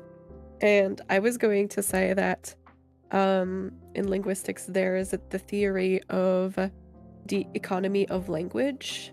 And essentially it's just that language is going to evolve in ways that are going to save users time and cognitive load. So if, you know, there is a word that is simpler and more useful to say, and you know, that's usually what will spread in the words in the user base. Yeah. Absolutely. So, like, for example, although we have a word for stream in French called Insta vidéaste or Insta vidéo, Mhm. ou diffusion instantanée, like, those are longer than stream, which is Yeah. one syllable. Yeah. And we already have a definition of stream, which is widely known by French speakers. So Yeah. people are not likely to adopt the words that are suggested because of that. Makes sense. One word that I always find interesting in Gaelic. So I studied Gaelic, which is Scottish Gaelic, as opposed to Gaeilge, which is Irish Gaelic. So Gaelic is Scottish, Gaeilge is Irish. But one word in Gaelic that came into English was a ranseek.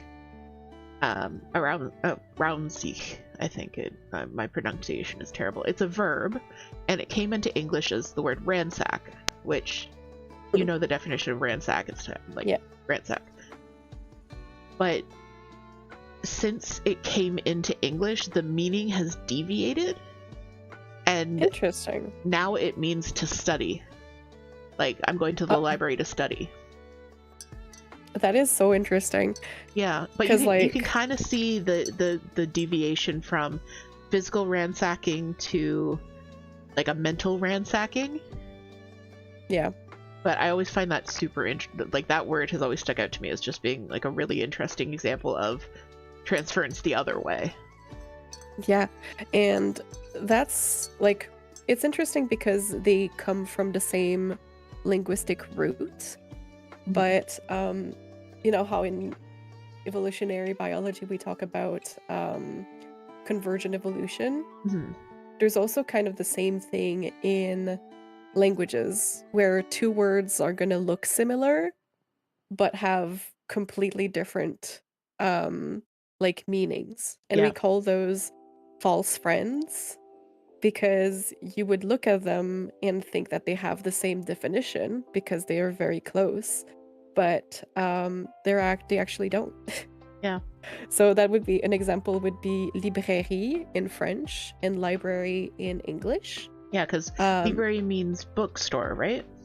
Exactly, yeah. Yeah. So it's always really interesting when that happens because they very likely have the same root in like where they came from, but they evolved to have different meanings, but they kept the same like etymology or the same, you know, thing. But yes, any raiders, sorry, meant to say, Kat, go do the self-care, do all, if you have to raid and run, do all the self-care afterwards. Raiders, if you want to stick around, please leave in chat what kind of autistic you were when you were young. Were you a Titanic, Greek gods, Egyptian gods, or Roman gods? Because I'm betting that most of you were one of those things. Yes, and thank you so much for the Daily Moonstone, Muffin, Lady Wing Designs. Welcome in, Muffin, as well. And Commander says my cognitive load is too expensive for big words that take too much space. Yep. Valid as heck. Why use many word when few word do trick? Exactly. Also, we got a question from Gardens, and I got a question from Charlie. So, Charlie, I am using variegated floss. It is Roxy floss in the color Gilbert. This is what it looks like bobbinated up. So you can see it's got just a very small amount of variegation, but I really like it. And Gardens asked how we store our floss. Yes, so you can see the box that I have here. This is my project box for Rose Library because she has fucking, I don't know, 127 colors. Too many. And I use this type of box for all of my usual stash as well. And these are a box that I got for like $3 at the dollar store. They're like, they come with more dividers usually. So like if you can see where like the other little M's are, because they're made to contain like craft supplies, like beading and stuff like that. So, but the dividers are removable. So I just leave one of them in here to have a bit more of a structure to hold the bobbins, but then I remove the other ones. I use the same bobbin boxes from the dollar store. And you can see I've got most of the, I took out a bunch of the mid dividers. However, this is I stole this idea from Gwen, tub treads that I stuck on, and it keeps them more upright. Yes. Then, like, you can see that they've kind of fallen over here, but it does keep them from, like, slipping under. So I have our stash is, I have 5 of these for our stash, and then I got these pencil boxes from Dollar Tree, and I have 4 of these with our overflow stash. So this is just extra skeins of colors that I have bobbinated up. So I have 4 of these, and then per project I am using these bags from Michael's. They're a zip bag, and I throw all the floss and the hoop in there. And this one also has a blood work request in it, so I set that aside so I would remember to take out the blood work request. But yeah, that's how I store mine. I have one bobbin of each color, and then overflow in the big pencil boxes, and then per project is in the project bags. Yeah, and I definitely want to get those tub treads because like they're super cheap on Amazon. Stash. Yeah, I just need to like do it. But yeah, I have a few bobbin boxes that like the compartments are pretty empty because like I have a lot in Rose Library, and although I've been stitching for a long time, I only buy what I need when I need them, and I haven't worked on that many different projects, so I don't have like a huge stash yet. So my overflow stash, don't fall. So it's basically a big pencil box. It didn't come with dividers. What I did was, this is like a little label so it tells me what's in each compartment. I actually made my own dividers. I just folded up some cardstock. I could stick these down if I wanted to, just with a little bit of glue or tape. I haven't, so that I have a bit more flexibility. Like if I suddenly have a lot more 500s, I can move this over, that kind of thing. But I just cut some cardstock and glued it into this little T shape. And I use that to divide the floss. Yeah. And then, yeah, that's it. I do keep my 310 and my white separate. This bobbin box is actually getting a little bit low. So this is all of our overflow 310, and then all of our overflow B5200 and Blanc. Which looks like we need some more rock lobster there. But yeah, I can just find it. And then I have like fancy floss that hasn't been bobbinated yet. Yeah. Yeah, I love the divider idea as well for the fancy floss. Yeah. Mike says we need to be sponsored by Dollar Tree. Girl, if only. I could do like a full craft room makeover from Dollar Tree. Yes. Charlie says I should do that with my unbobbinated floss. They're just loading around in the box. I have something similar. I don't have like DH's, big box and paper dividers. I just have like boxes, but instead of like leaving one divider in the center, I just removed all the dividers, and they're pretty much the exact same like height as the skeins are. And I inserted little papers here as to like what numbers they are. So here are my 700s, my 800s, 900s, 3000, 3300, etc. So I don't have to look too much. Like obviously there's still a few colors in each compartment, but yeah. So these are my like skeins that are not bobbinated yet. Furiously looking for the thread she gave me. That one is in my fancy thread box. Is that the water lilies? No, you picked that up Yes. at the other. Oh, okay. But no, Anna is talking about when she went to New Brunswick. She went to the shop of someone who hand dyes things, and she got me some yarn, which are very gorgeous in colors, and I will definitely do some needle points with them. Beautiful. But yes, those are gorgeous. Lickin' and Lace is the name of them. So yeah, I absolutely love this one. I think the colorway with the green, the pinks, and a bit of yellow will definitely look so good for a witchy piece. Yeah. And this like one here would be very like a bit more neutral and warm. Would be really good for maybe a fall piece as well. Yeah. It's look lovely. They are stunning. So yeah, I definitely just need to get like either, I think I could probably stitch with those on 14. I will have to do a test because I don't want to shred it. Yeah. But I think like maybe plastic canvas as well would be really good for yeah, those. plastic canvas would be good, or the 3D printed ornaments in the 14 count.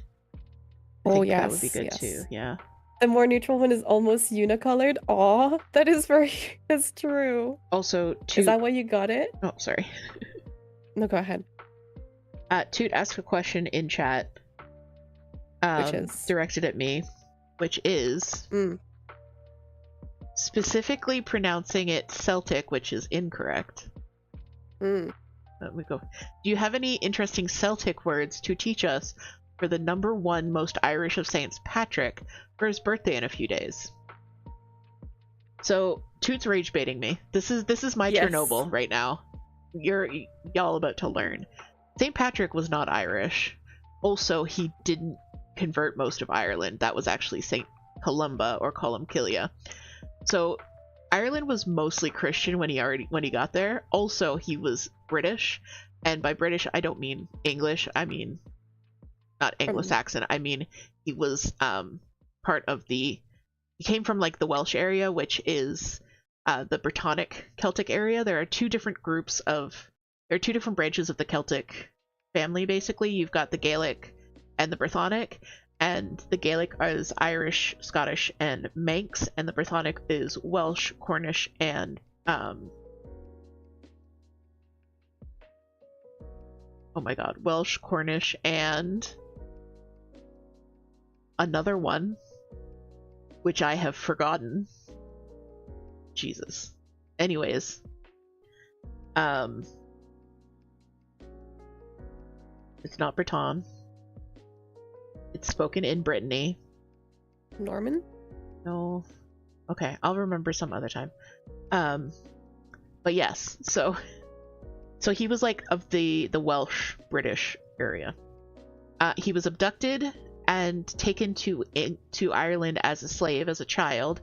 Was freed, returned to the Wales area, grew up, and then came back to Ireland to try and like convert people to Christianity, which Columcille had already done. So St. Patrick A wasn't Irish and B didn't do shit. Yeah,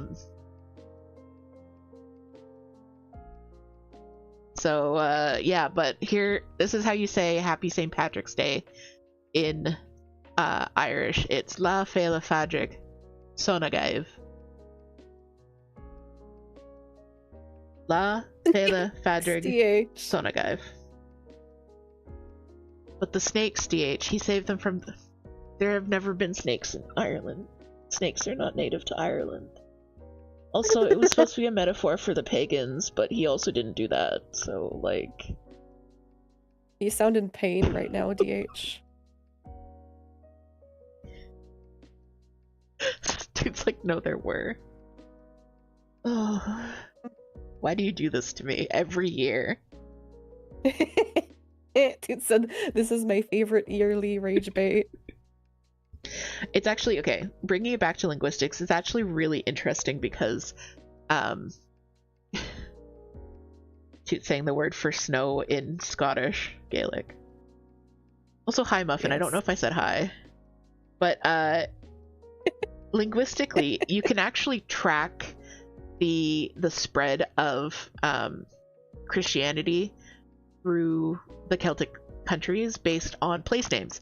So the word Kilia means church. So any place that has the word kill in it, so you know, you've heard of Kilkenny, Kilbride, all those different types of places, that means the Church of Kenny or the Church of Breach. So you can actually see, like, as Christianity spread, these places were named churches.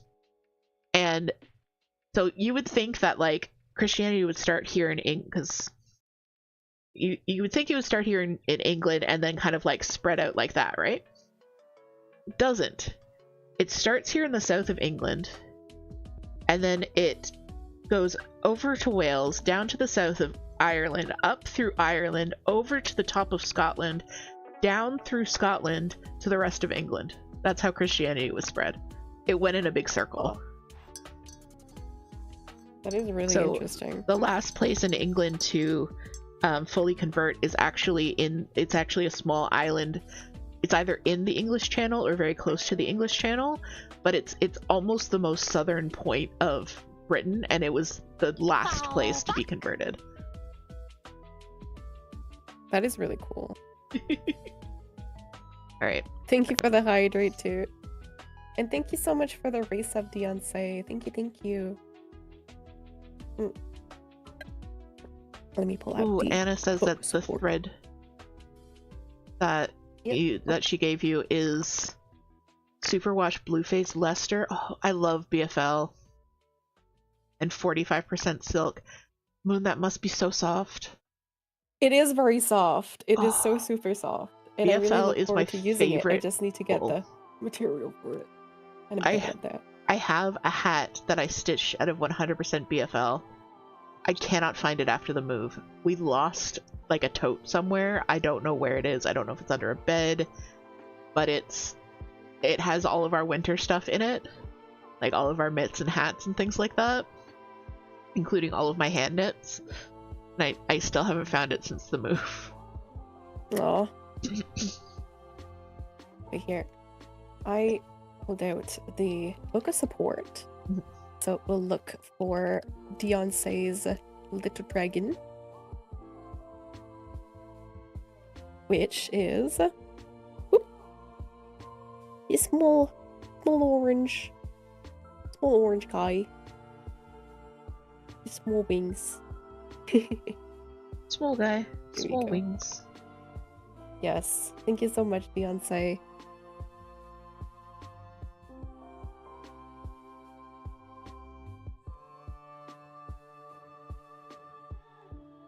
And Toot says, thank you for the Celtic knowledge, friend. It is Celtic. There are... all C's in the Celtic languages are hard. There is no soft C. Also, Gaelic has a sound that is not found in English. And that's that hard, like, sound. Like, in the end of loch. Because usually English people pronounce it loch, with like a K on the end, but it's actually like loch, which is more of like a guttural CH sound. And it's actually a different sound than is found in English. That is really cool. The Boston Celtics is the name of the team. It is incorrect in terms of the so it's correct when you're talking about the Boston Celtics. Now do the Welsh double L. Clever girl. That's how you pronounce the double L. You kind of like in your cheek. That's really cool.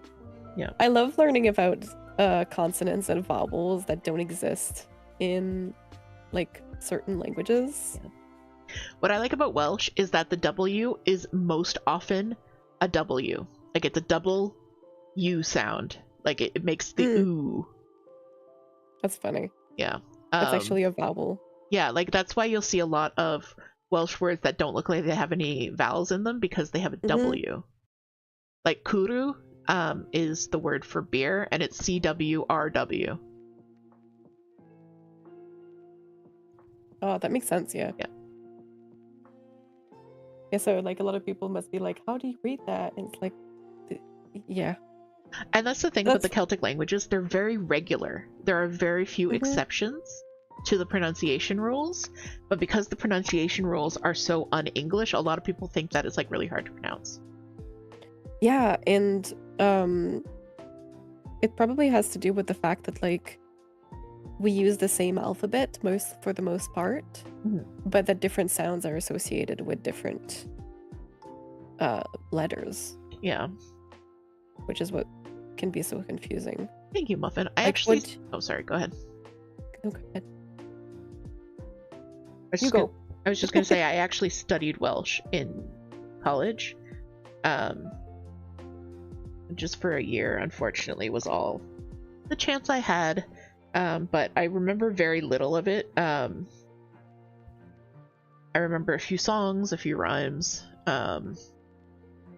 There's one, Hein venu vach kidweli, yn gwerthu lotion di. Hein un ar veg yn theme, on un ar, hadeg yn theme, on un ar ddeg I mi. Which means the little old lady from Kidwelly is selling black lozenges, like candy, like licorice candy. They're 10 for a dime, but 11 for me. That's the rhyme that I just said. Very poorly so cool. In Welsh. Do you speak Welsh, Muffin? Thank you, Muffin. I appreciate you. You do a bit, given, you know. I could do Islas Pen Vok. Yep. And Arbin, Abrin, Meinhar, Nogvok.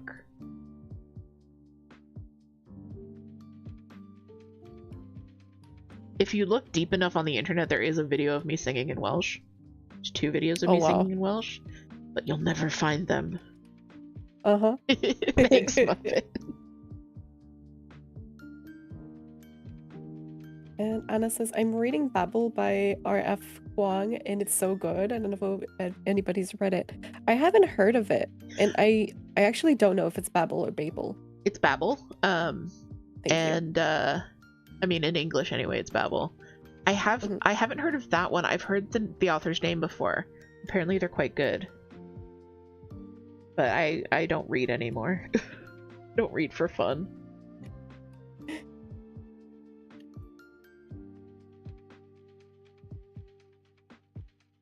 You are Welsh, so you all learned it in school, but you're not anywhere near fluent.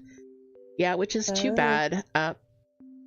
It's too bad because we want to resurrect the languages and it's not happening as fast. Yeah. But I think there's more interest in it now in bringing the languages back. A friend of mine actually, so there's a big push in trying to think of how to tell this story. So I'm from Nova Scotia, which was largely settled by Irish and Scottish settlers, but more Scottish. So they are so there's a push in Nova Scotia to have kids learning Gaelic. I went to school with someone named Sheena Mari, which is a very Gaelic name, and she became totally fluent, and actually accepted a job in Scotland teaching Gaelic because they're desperate for Gaelic teachers. Like they just don't have the resources. But her visa was denied by the government for some reason, like her work permit, and it became a huge, like, it made the news in Scotland that like here's a teacher who wants to come and teach Gaelic to a new generation, and the British government is saying no, and like all this stuff. So eventually she did get the permit and taught for several years there. That is so cool. Yeah, and I definitely see how it could be seen as a political stunt to be from the British government to be like, yeah, nah, Yeah. I wish I had had more of a chance to learn Welsh. It was only offered my last year of university, so I only was able to take it for 1 year. I still have like all my books and everything, so I'm sure I could learn independently, but I really enjoyed learning the language. Our professor was the most adorable little old man who was a very well-renowned Celtic scholar. This man fluently spoke Welsh, Gaelic, and oh my god, what is the third one? I need to look it up. My brain is saying Breton, but I feel like that's incorrect. Gotta skedaddle. It was lovely spending time. Thank you so much, Anna. It was lovely having you around. Yes, thank you so I much, hope Anna. you have a good afternoon, a good day. It is Breton. I've been trying not to say Breton, but it is. But yeah, he spoke all those languages fluently. He was a very impressive guy. I definitely got the language-tism. Yeah, for sure. I've got ads coming in like 20 seconds. Are you good to run? Yes. Okay. Absolutely. Yeah. We're gonna go for a 3-minute break. You're not gonna miss anything. Goodbye, friends. BRB.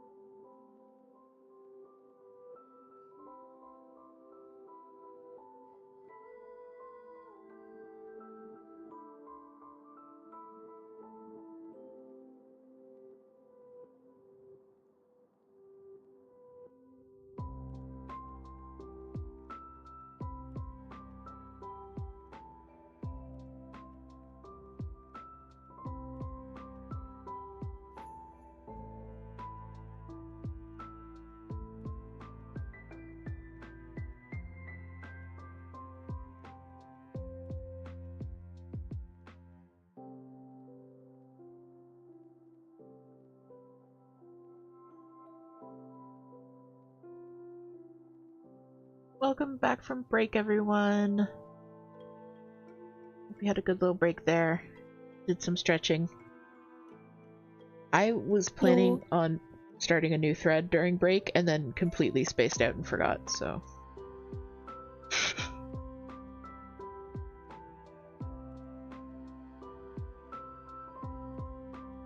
Hello, hello.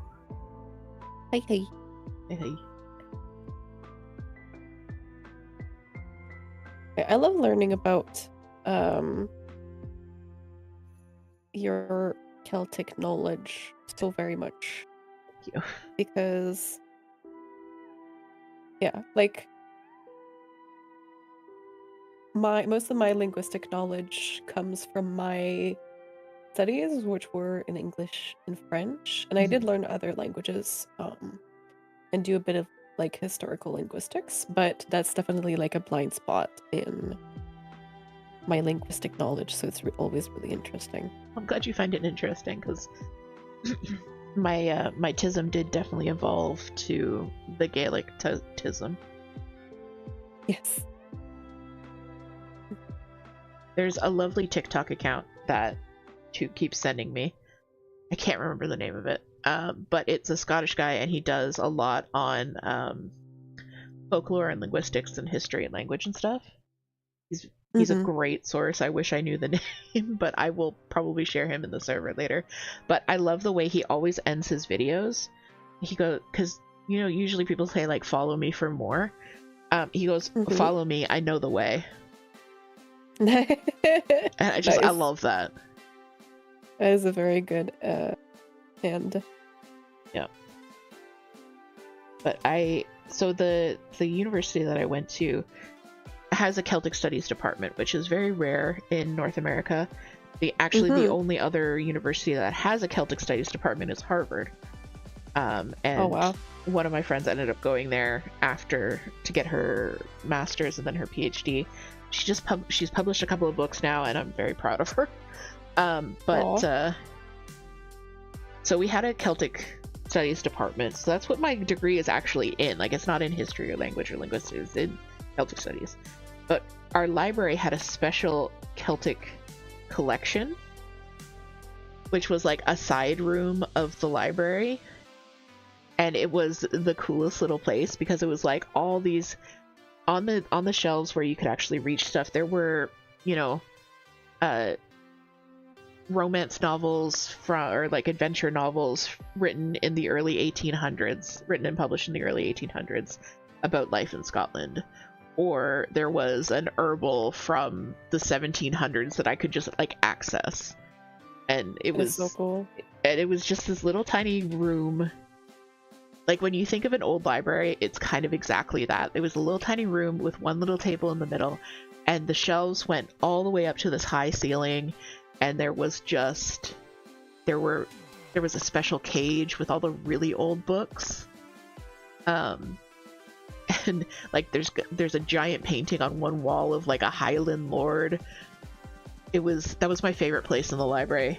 And like almost nobody knew where it was, because it was like you go through the library and then you go through the Hall of the Clans, which is the main study space, and then at the back there's this little door and it says Celtic Studies, the Robert R. something Celtic collection. And like, it's just this totally nondescript door that opens into a magical little library. That is so cool. Yeah, so whenever it was open, like, I'm like, oh yeah, even if I didn't need the books that were in it, I would study there. Oh. Yeah, my because like in Quebec we have like Cégep, which is kind of like a pre-university, and it's also like it's like, because we only have 11 years of grade school, there's like Cégep to compensate for the 12th year. So you have 2 years of a pre-university degree if you want to go to university, or you can do 3 years of Cégep, and that's like our tech school basically. Okay. So it serves kind of like a dual purpose. And my Cégep had a really gorgeous library. And the top floor was like really old style with like old wood and everything. And my university was kind of the opposite. It was super modern, freshly renovated. Like all of the tables had like LED lamps and stuff like that, outlets everywhere. There were like little um like in modern workspaces where like there's just like an enclosed room with like a ceiling and everything that's just like a cube in the middle of like the room, Yeah. and people can go in there to have meetings and talk and stuff. Mhm. And like it's really soundproof. Like there were like a few of those, so it was kind of a clash between both libraries. Definitely that dichotomy existed on my college campus, because there was like the science and tech section of campus, and then there was a section of campus that was like, it used to be a convent, it's right next to a cathedral, and that kind of thing. Like Yeah. and one of the buildings that I had a class in, it was a very old building that had not been renovated in a very long time. And you could tell, like, it was like you walked in there and you felt like you were in the 50s. Oh Like, it goodness. almost felt like I shouldn't be there because I was at the time a woman. Mm. The year after I took that class in there, the building was condemned. Oh, Yep. what So for? yeah, but the building What was the where building condemned for? it was unstable, it was like unsafe to be inside Oof. Oh because it God. was so old. God. But the building that the Celtic Studies department in, it's really interesting because it has a hidden floor. There's a secret floor because it was part of the convent, and they Mm-hmm. used the secret floor to like hide abused women. So if Oh. you look at it from the outside, even the windows are stacked, so like it looks like there's 3 floors. There's 3 floors of windows. You go in the main door and you go up 3 flights of stairs.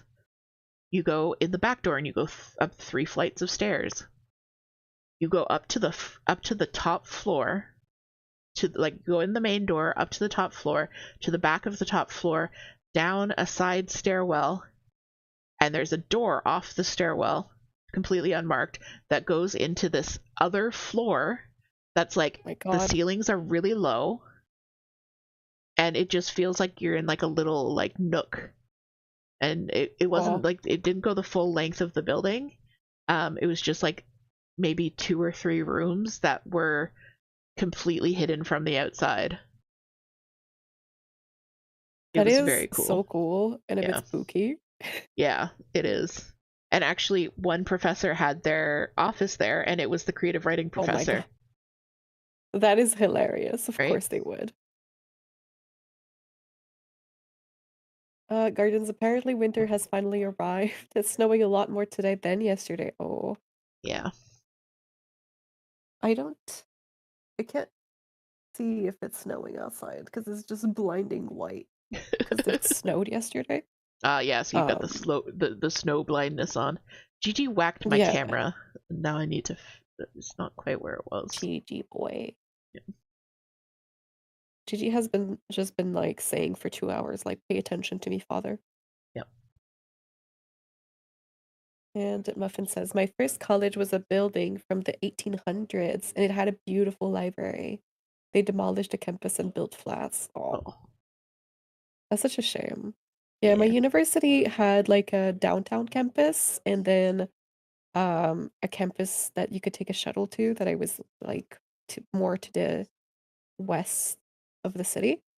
And that campus was very beautiful, kind of like, yeah, like made in buildings from the 1800s.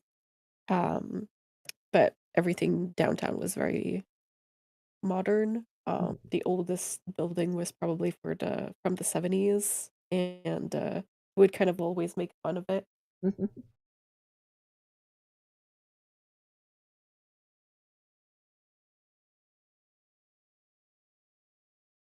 It snowed yesterday and then it mostly melted, and today even the road is covered. Yeah, here Yeah. it snowed probably like nearly a foot yesterday. Yeah, I'd say same. It was very snowy yesterday. So far nothing.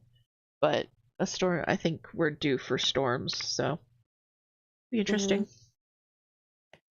Yeah, we all got moved to the new build campus and it just wasn't the same. Yeah, for sure. Yeah, I get It's that. kind of a shame because there's a lot of like knowledge in old architecture and old buildings as well Mhm. that they kind of lost. Like I Color think it's really finish. fun to have like old establishments to learn in. Yeah. Like I said. And like even here in Canada, old is like the Yeah, 1800s, maybe the yeah. 1700s, but Mm-hmm. probably the 1800s. Mm-hmm. Yeah. Old is not super old here. Oh, color finish and Sam Cuddle break. Let's go. I'm really hoping. So Toot's getting a new chair. And I'm getting Toot's old chair. And Toot's old chair has like legs. We call them legs, but it's a recliner. And the cats love the Yes. recliny bit. And right now I don't have a recliner, so I'm not comfortable to cuddle on. But I'm Aw. hoping that when I get the recliner, I will be comfortable to cuddle on, and I will get more Yes. cat cuddles. I'm very excited for this. Honestly, that is a valid reason to change chairs in its own. Yup. I am very excited. So the new chair is coming in on Monday. So Ooh, that's so soon. Nice. yeah. I mean, not soon enough. Yeah. Yeah, waiting for stuff is the worst. But Mm-hmm. yeah, I'm very excited to do the new chair and change up the living room a little bit. I have to restring a Yeah. LAN cable, so I want to get that done before the new stuff comes in. Mm-mm. I made a whole list of stuff that I want to get done around the house that I'm going to share with Toot after stream and just figure out a plan. I kind of like mind dumped into a notebook this morning. Yeah. That sounds like a good plan. Yeah.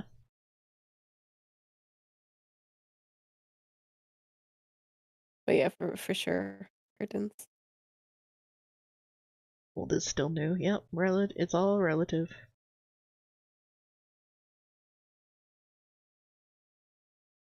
Where do we go from?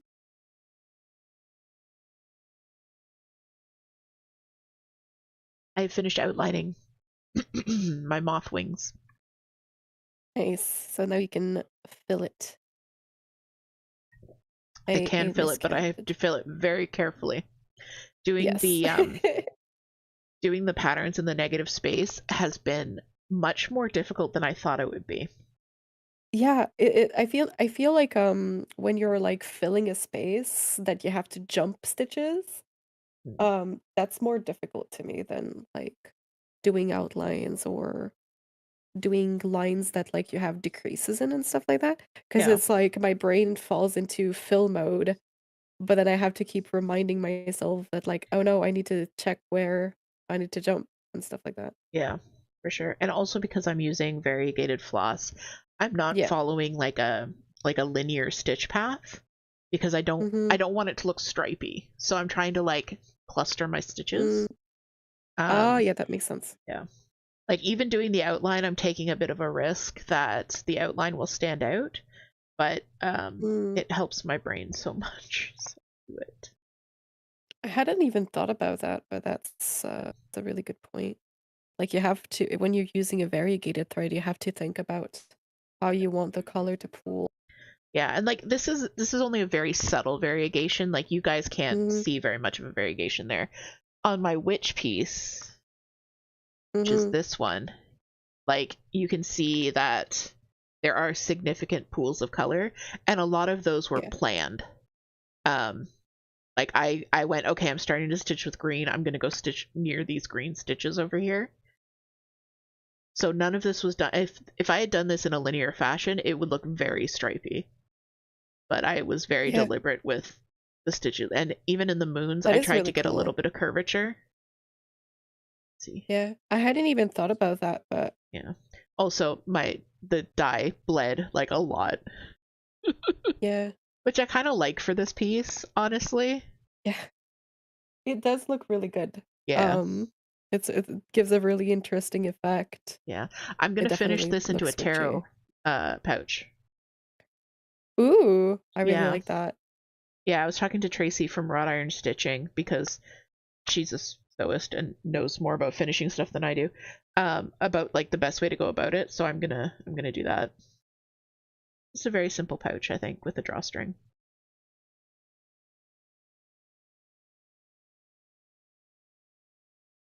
I almost started doing that on stream today, but I wasn't sure. I wasn't sure that I knew what I was doing, and B, I wanted to try my new stand with stream. Speaking of stands, and speaking of earlier, we mentioned packages taking so long when you're waiting for them. I cannot wait for my Lowry stand to get here. Like every time I hear some like shuffling in the hallway and I think that somebody might be like at my door, I'm like, is it it? Is it it? Is it my Lowry stand being delivered? Which is far too early for that. Like it's shipping from the UK. It's not gonna be here for a while. Because I got the shipping notification like this week, I think either Tuesday or Thursday, I can't remember. Mhm. So it's definitely too early. And it didn't come Okay. with tracking? I don't believe Oh so. no. Yeah. I need tracking. Yeah. Sam just chirped herself awake. Oh, baby. Yes, I'm so You're excited for getting a you and your Lowry stand? Lowry. Yes. Yes. I've been interested in getting a sturdier stand for a while because I did enjoy the idea of stitching with a stand. But what I had was this like floor stand with a like clamp and it worked, but if the frame was too heavy, it would constantly droop. So I had to hold it with like one hand, which kind of defied the purpose of me wanting to use a stand to stitch with two hands. Um, and it wasn't I couldn't flip the project in the frame either. Sorry, in the stand. And at the time I did a lot of buried ends, which made it kind of annoying. So yeah, I kind of bit the bullet and I could have like my desk is very thick. It's the kind of like desk that is basically the thickness of the drawers because the drawers are not like glued under the desk, they're like part of it. So I also couldn't use a desk clamp or anything like that. So given all of the options and given that I tried a stand that was like a floor stand that was not as expensive, but that didn't really work because it didn't have the sturdiness I wanted, I decided to go to for Lowry in the end. I treated that, it was my treat to myself. Treat yourself. A yearly bonus. Yeah. I was I'm really very proud of excited. yourself. I was really proud of you for treating yourself. Thank you. Yeah, it's really difficult for me to spend money for myself and on myself. So I kind of like justified it as like a business expense of like, yeah, like I can't really film content right now. Like for stream, I think that holding my frame in my hands is perfectly fine because even if it wiggles, like obviously I'm talking to you guys, I can show you stuff. I don't think that the stability is impacting the stream very much, but if I want to film content for YouTube, which I would like to eventually, that wouldn't quite fly. So yeah. I would also like to film more content for YouTube. I want to do more tutorials.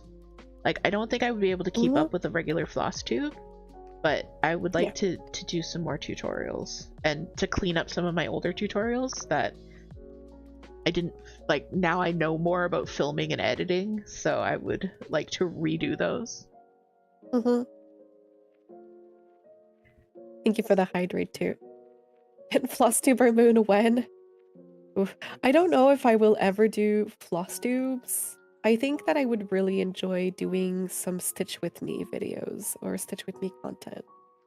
Where like, you know, I sit down and I film footage of me stitching and maybe do a voiceover. Because I feel like with me preferring to be a hands-only streamer, like it kind of, between quote marks, makes it less potentially fun for floss tubes. If I'm just like moving my pieces in front of the camera and like the rest of the time it's just me talking while the, you know, piece is there. But maybe I'm wrong. Maybe people would enjoy that. But that's why I'm more thinking about Stitch With Me is than floss tubes, mayhaps. Flesh tuber content. Oh god, that would be so good. I'm glad you think so, Muffin. That's the kind of, I do really enjoy that content from floss tubers when they make them, like Atom Heart Cross Stitch makes both, really. She does like some floss tubes, she does other videos, and she also does some Stitch With Me videos, and I really enjoy those because like I really love having the visual of somebody stitching while I'm also stitching, if that makes sense. Yeah, totally I makes like sense. And it can consuming be cross-stitch content while cross-stitching. and it can be hard to find that kind of content. What am I trying to say? It can be hard to find that kind of content on Twitch when you're ready to stitch. You know what I mean? Yeah. Like yeah, I'm exactly. sitting down with my stitching and I want to watch a stream, but nobody's online. Yeah. We'll watch it because I listen and only look up from stitching occasionally. Yeah, that's also how I consume content as well. If I'm watching a floss tube, like, and they're, you know, they're like, oh, I'll show you guys this. Like, that's when I have to look up kind of thing. And sometimes it's like at an inconvenient time for me to look up from my project. So like sometimes I definitely do miss stuff. It's really more for the body doubling that I watch floss tubes. I do enjoy seeing the projects, but if I'm actively stitching at the same time, I'm probably gonna miss a bit of the content. So yeah, like the Stitch With Me, there's definitely not that. I only have the French word in mind. That inconvenience, that hurdle, I suppose. I don't do it so much with stitching videos, but with cleaning videos. I love putting on a 2 or 3 times speed cleaning video with a voiceover and just vibing to it. Oh, like when you're cleaning or when just I'm in cleaning, general? when I'm stitching, just in general. Oh, okay. There's That's really nice. there's an account I follow called Feral Tradwife, and that's like most like of her that. content is just her cleaning Nice. her house and doing a voiceover that's like mostly unhinged. That's incredible. I really like that idea. There's one guy I watch too, Midwest Magic Cleaning, and he does he cleans stuff and he speeds up the video to like I think 10 times, and he doesn't do a voiceover for the whole thing, but he also doesn't kill the audio for the sped up thing, so you're hearing like really super sped up like cleaning noises. I love it. Oh yes, I love cleaning videos, and if I'm motivated, it helps me get started. Yes, Yeah, he's so that's good. definitely Muffin. happened for me too. He's Midwest Magic Cleaning. He's autistic, and his autistic special interest is cleaning. That's incredible.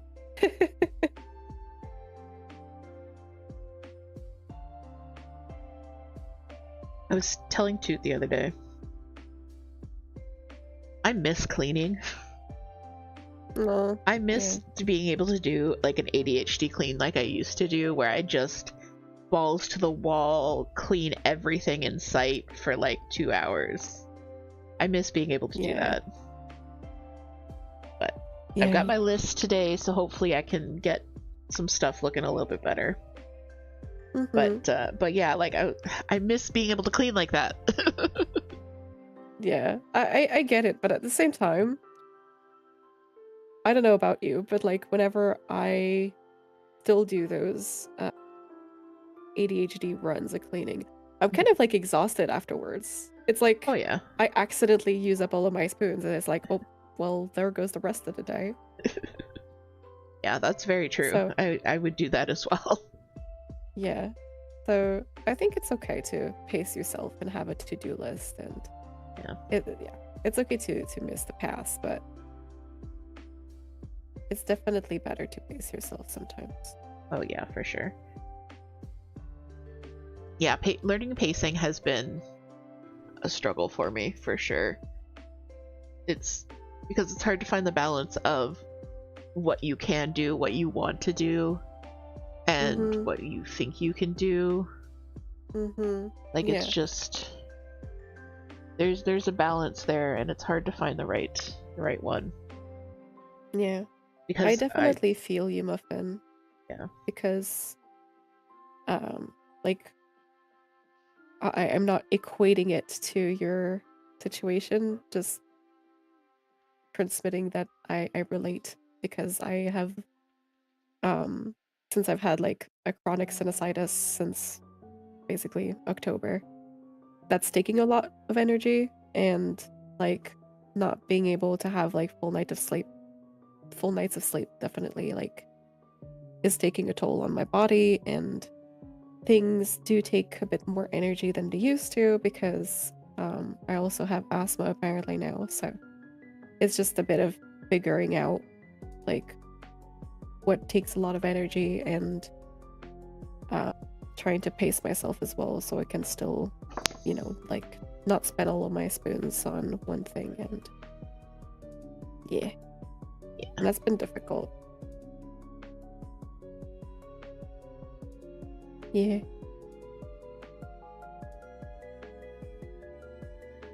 and the worst is when, like, I don't want to be like a Debbie Downer here. The worst is when you have more fucks than you have spoons. You know what I mean? Yes. Oh my god. It becomes such a frustrating tango. Yeah. Because you're like, I want to do the it feels things. very yeah. It feels like that's one of the things that feel very upsetting to me. Because it's like, I know that I cannot. Like, get off the keyboard. I want to, but it's like, and then you kind of get frustrated with yourself and upset with your body, and it's a lot of feelings. Yeah. Sorry for the camera shakiness. No. As you can see, I have a guest. Aw, hey Bella. Hello, Bella. Make a cross stitch pattern more fucks than spoons, and I would stitch it. I should. Oh my god. I actually. It would be great. I want to track my.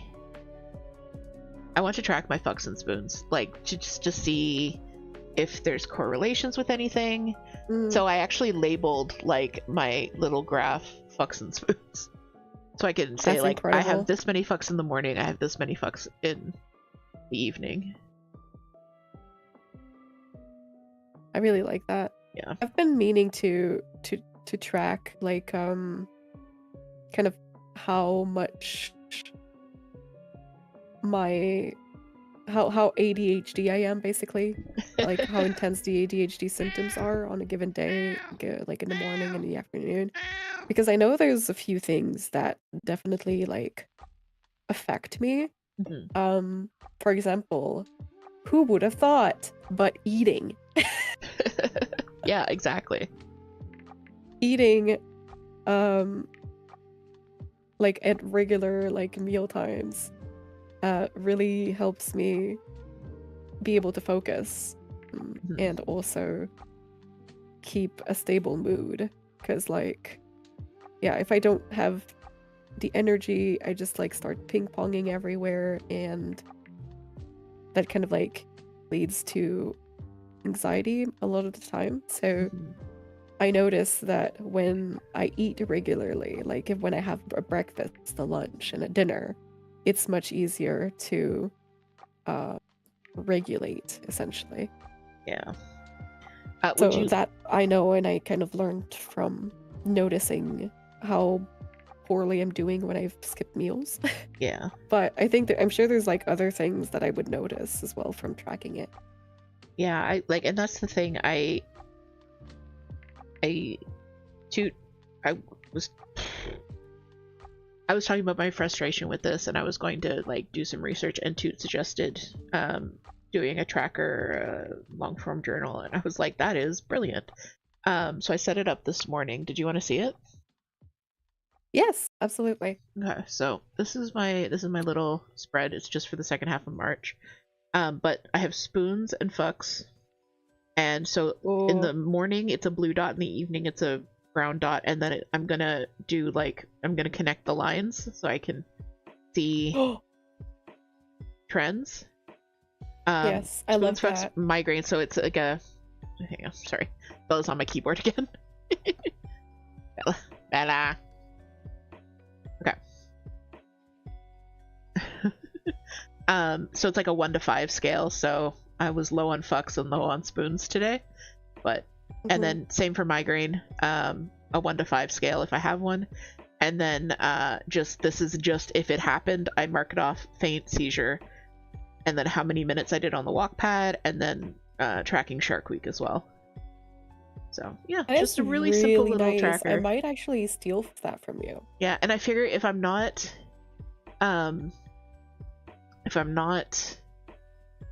up to like digging out the markers and stuff, I can just write down like blue 5 and go back and fill it in later.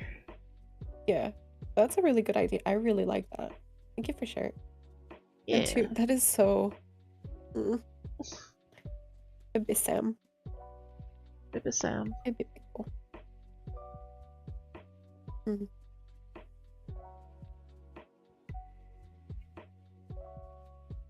Yeah. So yeah, I'm Like, gonna be interested in the data points.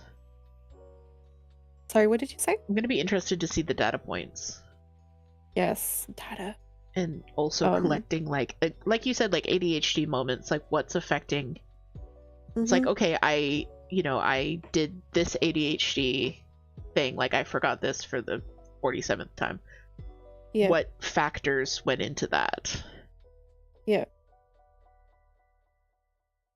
And I was gonna say something before. Sorry. No, don't be.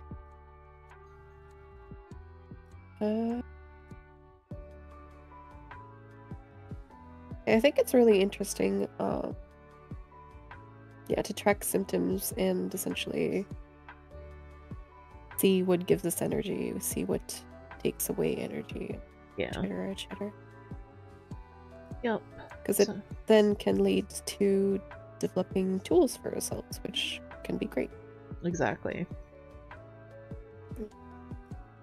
Oh, what I was gonna say is I've been considering like making some monthly personal spreads, but my current planner doesn't really allow for that because it's weeklies and the monthlies are like I guess the monthlies are at the front of the journal could work because there is like a margin on the left and on the bottom that I could use for trackers.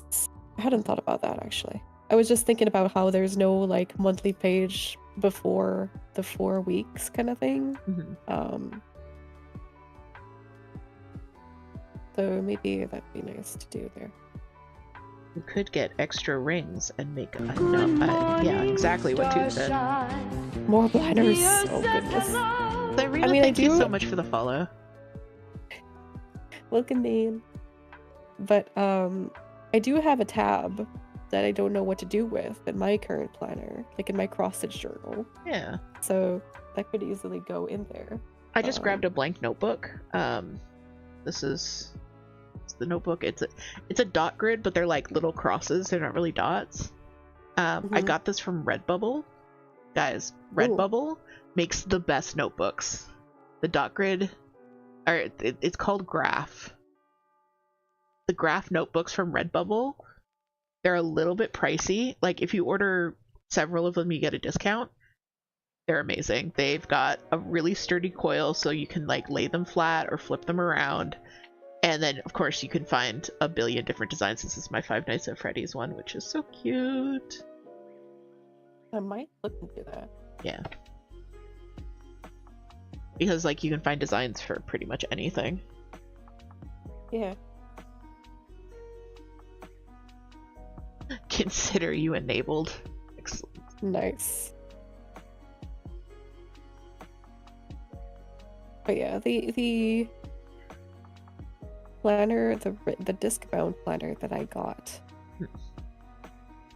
was fairly inexpensive as well. I could just get another one, personal. You could. Stuff. But the thing is, that's kind of the only thing I would need. Like I that's kind of the only thing I would track right now. So I don't think it justifies a whole ass notebook for one monthly spread per month. Yep. I mean, you could also do daily notes, like, this is what I noticed. I could. That's what I'm also doing in here. Like, I started a journal on the other page, which I'm not going to show you guys. Yes.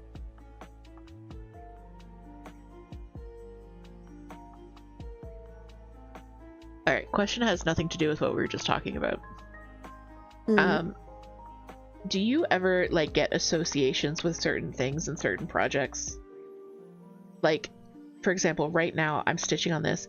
I did this entire other wing watching Cryptic play Arceus. So as I'm stitching it, all I can think about is Pokemon Arceus. Oh. I don't think I do enough. Like music or something like that. I don't know. It's I always get that where like certain projects just become attached to something. Muffin says yes. I don't think so much for me, because I think that most of my projects are like long-term projects. Yeah. Like very long-term, because I'm slow.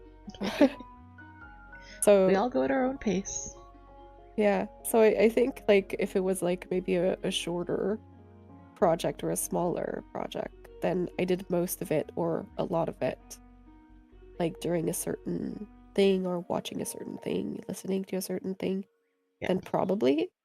But currently, like, not really, because it turns into such like a small percentage of the time that I did spend on that project.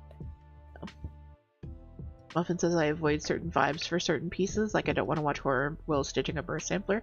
Same. Like I bring cross stitch with me in waiting rooms, and I was looking and I'm like, I don't want to stitch this in a hospital. I don't want to stitch this while I'm angry. I don't want to stitch those vibes into this piece. Interesting. Beyond like what I feel like, if I'm feeling angry, I might just not feel like stitching. So beyond how my feelings are making me feel like stitching or not, or what to stitch on, I don't think I've consciously thought about that before. Like, if, like, for example, like, I was really tired, I probably would not choose to work on Rose Library, for example, because lots of counting, lots of potential for mistakes. Yeah. And if I'm feeling angry, I might just not feel like stitching. Or opposite, I might feel like stitching on something that relaxes me a lot. So I would probably go for Unseelie because it's a lot of mindless between copark stitching. Yeah. I think, and it's also like if I'm making a gift for someone else, I don't want to stitch bad feelings into it for them. Yes. So that I definitely have. Yeah. For example, like the GGPs that I'm working on for Toot. Mm-hmm. I deliberately choose not to work on it on stream because I want to imbue it with care, if that makes sense. And I feel like I'm not focused absolutely enough makes sense. during Yeah. during stream. Toot says, I'm so the complete opposite. The idea of going on vibes fills you with anxiety. But you also know you're super in the minority with the way you stitch. Yes, I agree. But I feel like with crochet you did a little bit of this, where if you were making a gift for someone else, you didn't want to work on it when you were upset with them. But yes, Toot's method of stitching is it's very regimented, and it works really well for her. But it also does not allow for the stitching on vibes, which is fine. Yeah, I feel like the vibes that I get for stitching are mostly based on like my energy levels and how challenging a piece is. So for example, if I feel like I said, like a bit more lower energy, want something simple but not a lot of color changes. Right now my go-to is Unseelie because I can just do black forever. But if I feel like something a bit more symmetrical and a bit more challenging, then I can go for moon phases. And if I feel like getting a lot of numbers, like I want to like kind of get dopamine from data, I can work on Rose Library because the stitches go really fast. The data dopamine. Thank you, Jen, so much for the follow. Welcome in. Welcome in. We are stitching with Moonphase. She's in my little box. I'm in a little box. I'm a cat. Yeah.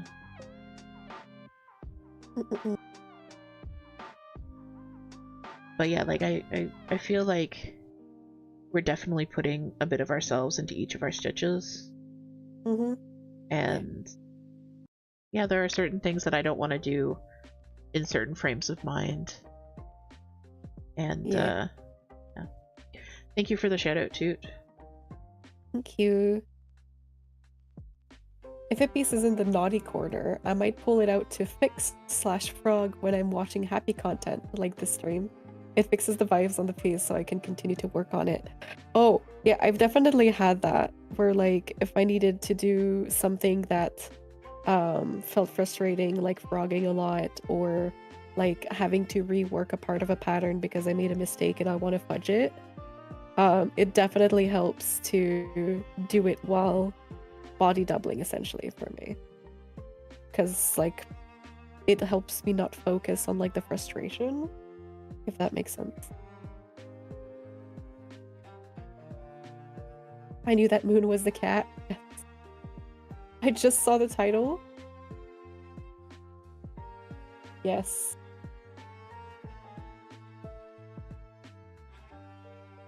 I also hadn't seen DH's title.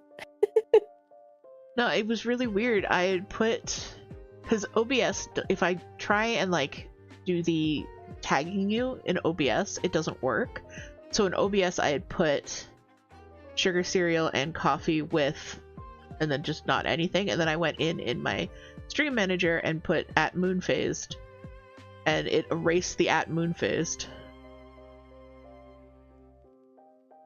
And now my camera's being weird. Hello. Ooh, what did you get for food, Lady K? Hopefully something yummy.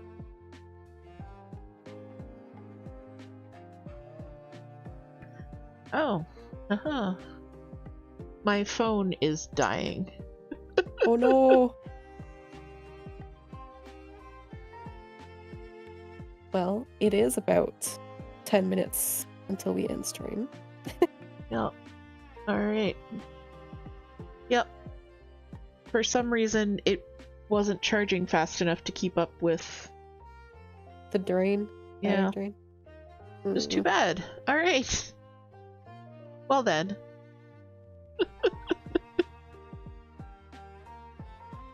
We get sound only Stitch with me with DH. Yeah, sound only Stitch with me with DH for a little bit here. I'll make moons bigger. We're wrapping up soon anyways. Yeah. It was good timing for the camera to die. I don't know if like it wasn't connected to the charger correctly or what, but Was your screen on? Or was it on dim? it was on dim. Oh. Right, well, we'll figure it out after stream. Yes. It'll be a fun time. That's okay. Yes. Ah! I'm dropping things. It's fine. Everything's fine. Lady K had eggs Benedict with pear compote and spicy pork belly. That sounds like a delicious breakfast.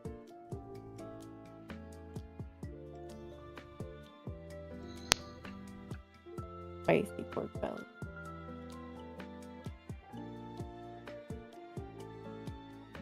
Very good. Did you make that at home? Because holy moly. Cook Lady K, I didn't know.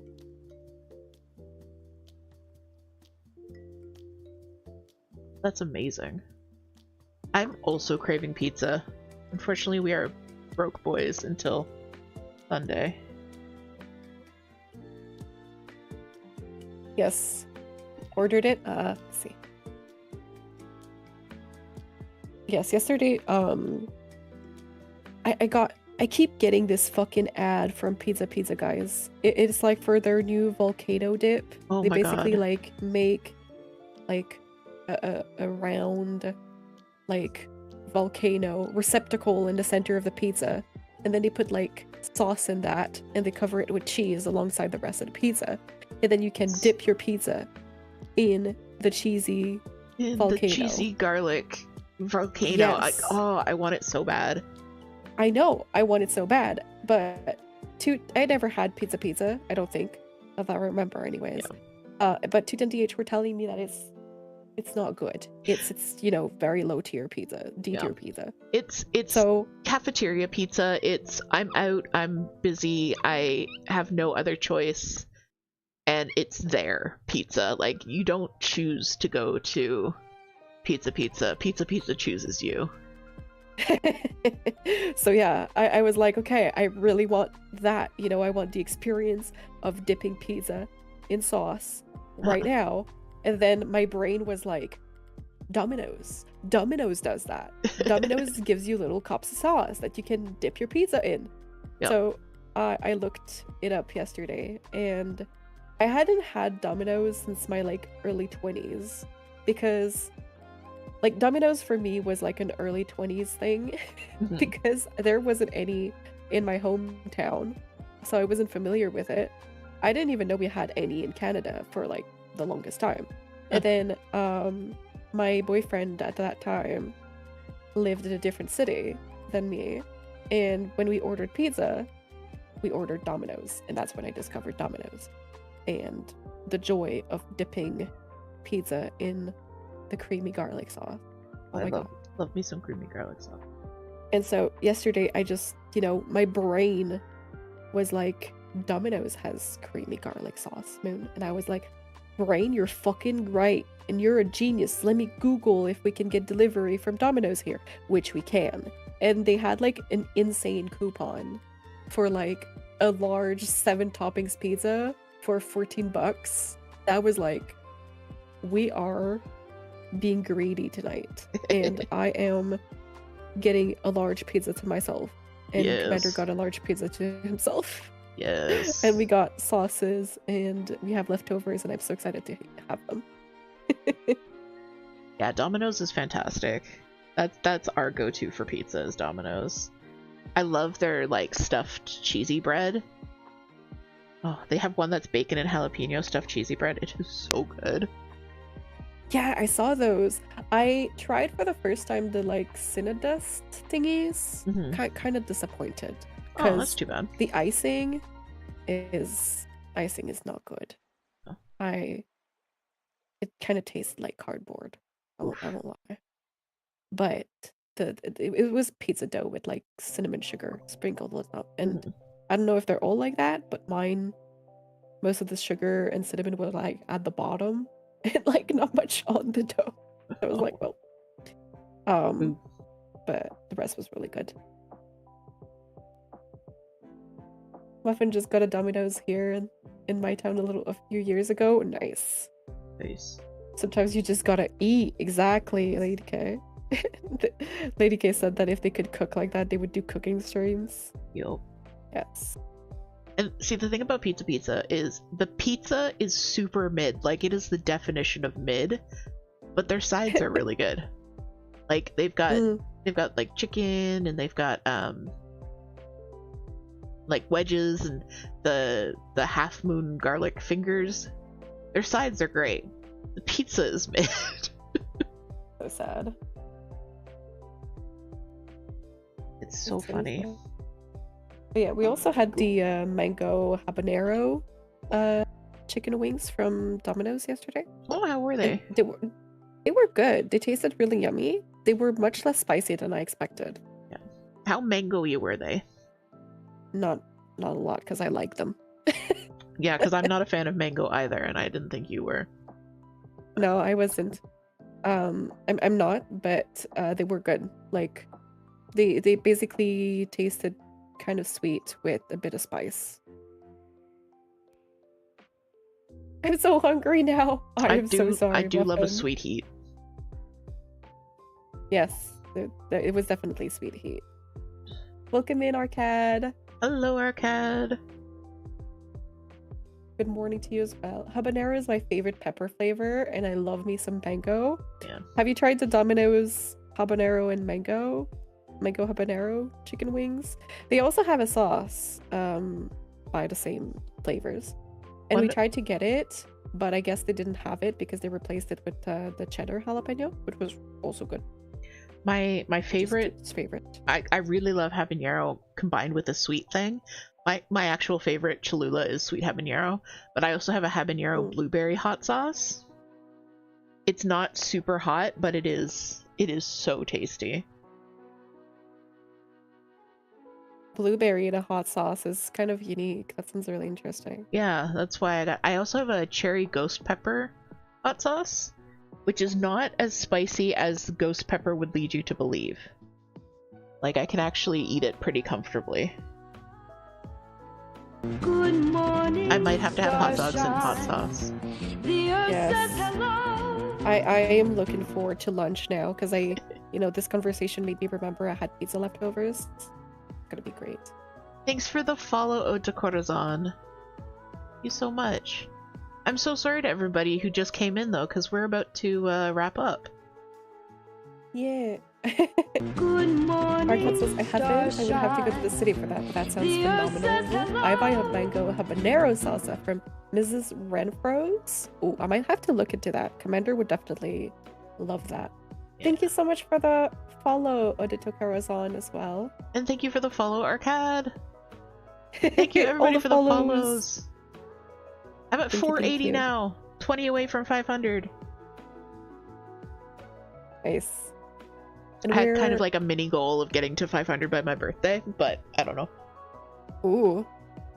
You're what, 20 away from that? Yeah. My birthday is a month away. I think that's doable. Yeah, hopefully. Okay. I don't know. I don't have quite the magnetic personality and sweet giggle that you do. No, you definitely have a magnetic personality. That is a lie.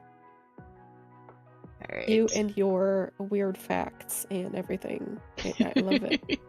Yeah, it's definitely a vibe, for sure. My weird facts and my cryon. My wisdom of cryon. It's excellent. I love it. Alright. Well, I'm gonna mute and say my goodbyes and raid on out. So thank you so much for joining me this morning, Moon. I really, really appreciated you making the effort to get up early and It was join honestly me. a lot of fun. Yeah. I really enjoyed starting my day like this. Oh, So good. I'm glad. I look forward to next week when we're going to be Yes. doing it again. Yes, next week on the 21st, Moon and I are going to be back here at 10 a.m. Eastern for a little Astara celebration. We're going to be doing like a little bit of Stitchy and then a little bit of Tarot, and it's just going to be a nice little way to celebrate Astara with our communities. So yeah, we'll see you next Saturday, the 21st. Yes. Yes. I mean, you'll see me during the week. I'm doing my regular co-working streams, but Moon and I will be together again next week. Yes, it's going to be a lot of fun. So thank you so much, DH, for having me. Thank you. Thank you so much for streaming. Of course. And, I'll see you.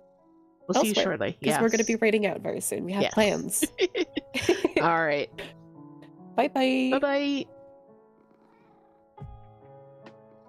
All right, I'm just going to snooze out our ads. And let's go over to the end screen. So yes, thank you guys so much for being here. Thank you for all the follows. So many follows today. So many resubs. Thank you to Toot. Thank you to Anna. Thank you to Cryptic and Hailcat and Gardens and Hailcat again. Thank you guys so much for all of the support. It's been really, really awesome. As you guys know, everything we make from Twitch, Etsy, Coffee, Patreon goes right into caring for our animals. If you'd like to give a little bit extra to the cats specifically, you can buy them a toy or something on Throne, which Nightmare Media did, and it has become Sam's favorite toy. So yeah, check out what's new in the shop. I did a special drop yesterday for Friday the 13th, so you can now get Jason Voorhees in little tiny pocket size, as well as Sam Hain and Freddy Krueger and so many more tiny horrors. And yes, I will be back Monday for co-working. Toot will be back tomorrow morning with more Faz. So if you're not already following Toot, she does no commentary gameplay. It's like hanging out on the couch with your older sibling. And yeah. So thank you guys so much for being here. And we are going to raid out to a very good friendo. So grab your raid message. If you are subbed, grab the first one. If you are not subbed, grab the second one. And I will see you over there. So this is a new, well, not a new friend, new streamer, longtime friend. So we're going to go give some love to Hailcat. She is playing Phasmo with Cryptic. It should be a wonderful time. All right, so let me just get that set up.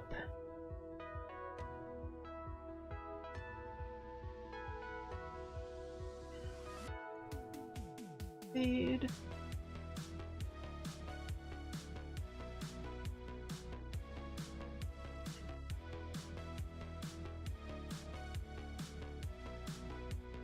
Alright. I love watching Hailcat play Phasmo. It's always hysterical. Alright, so let's start the raid. So my friends, thank you so much for being here. I will see you in the coffee shop. I'll see you in the Discord server. I will see you in Gigi's special squirrel hunting spot. But most importantly, my friends, I will see you in my heart. Alright. Bye guys. Bye bye.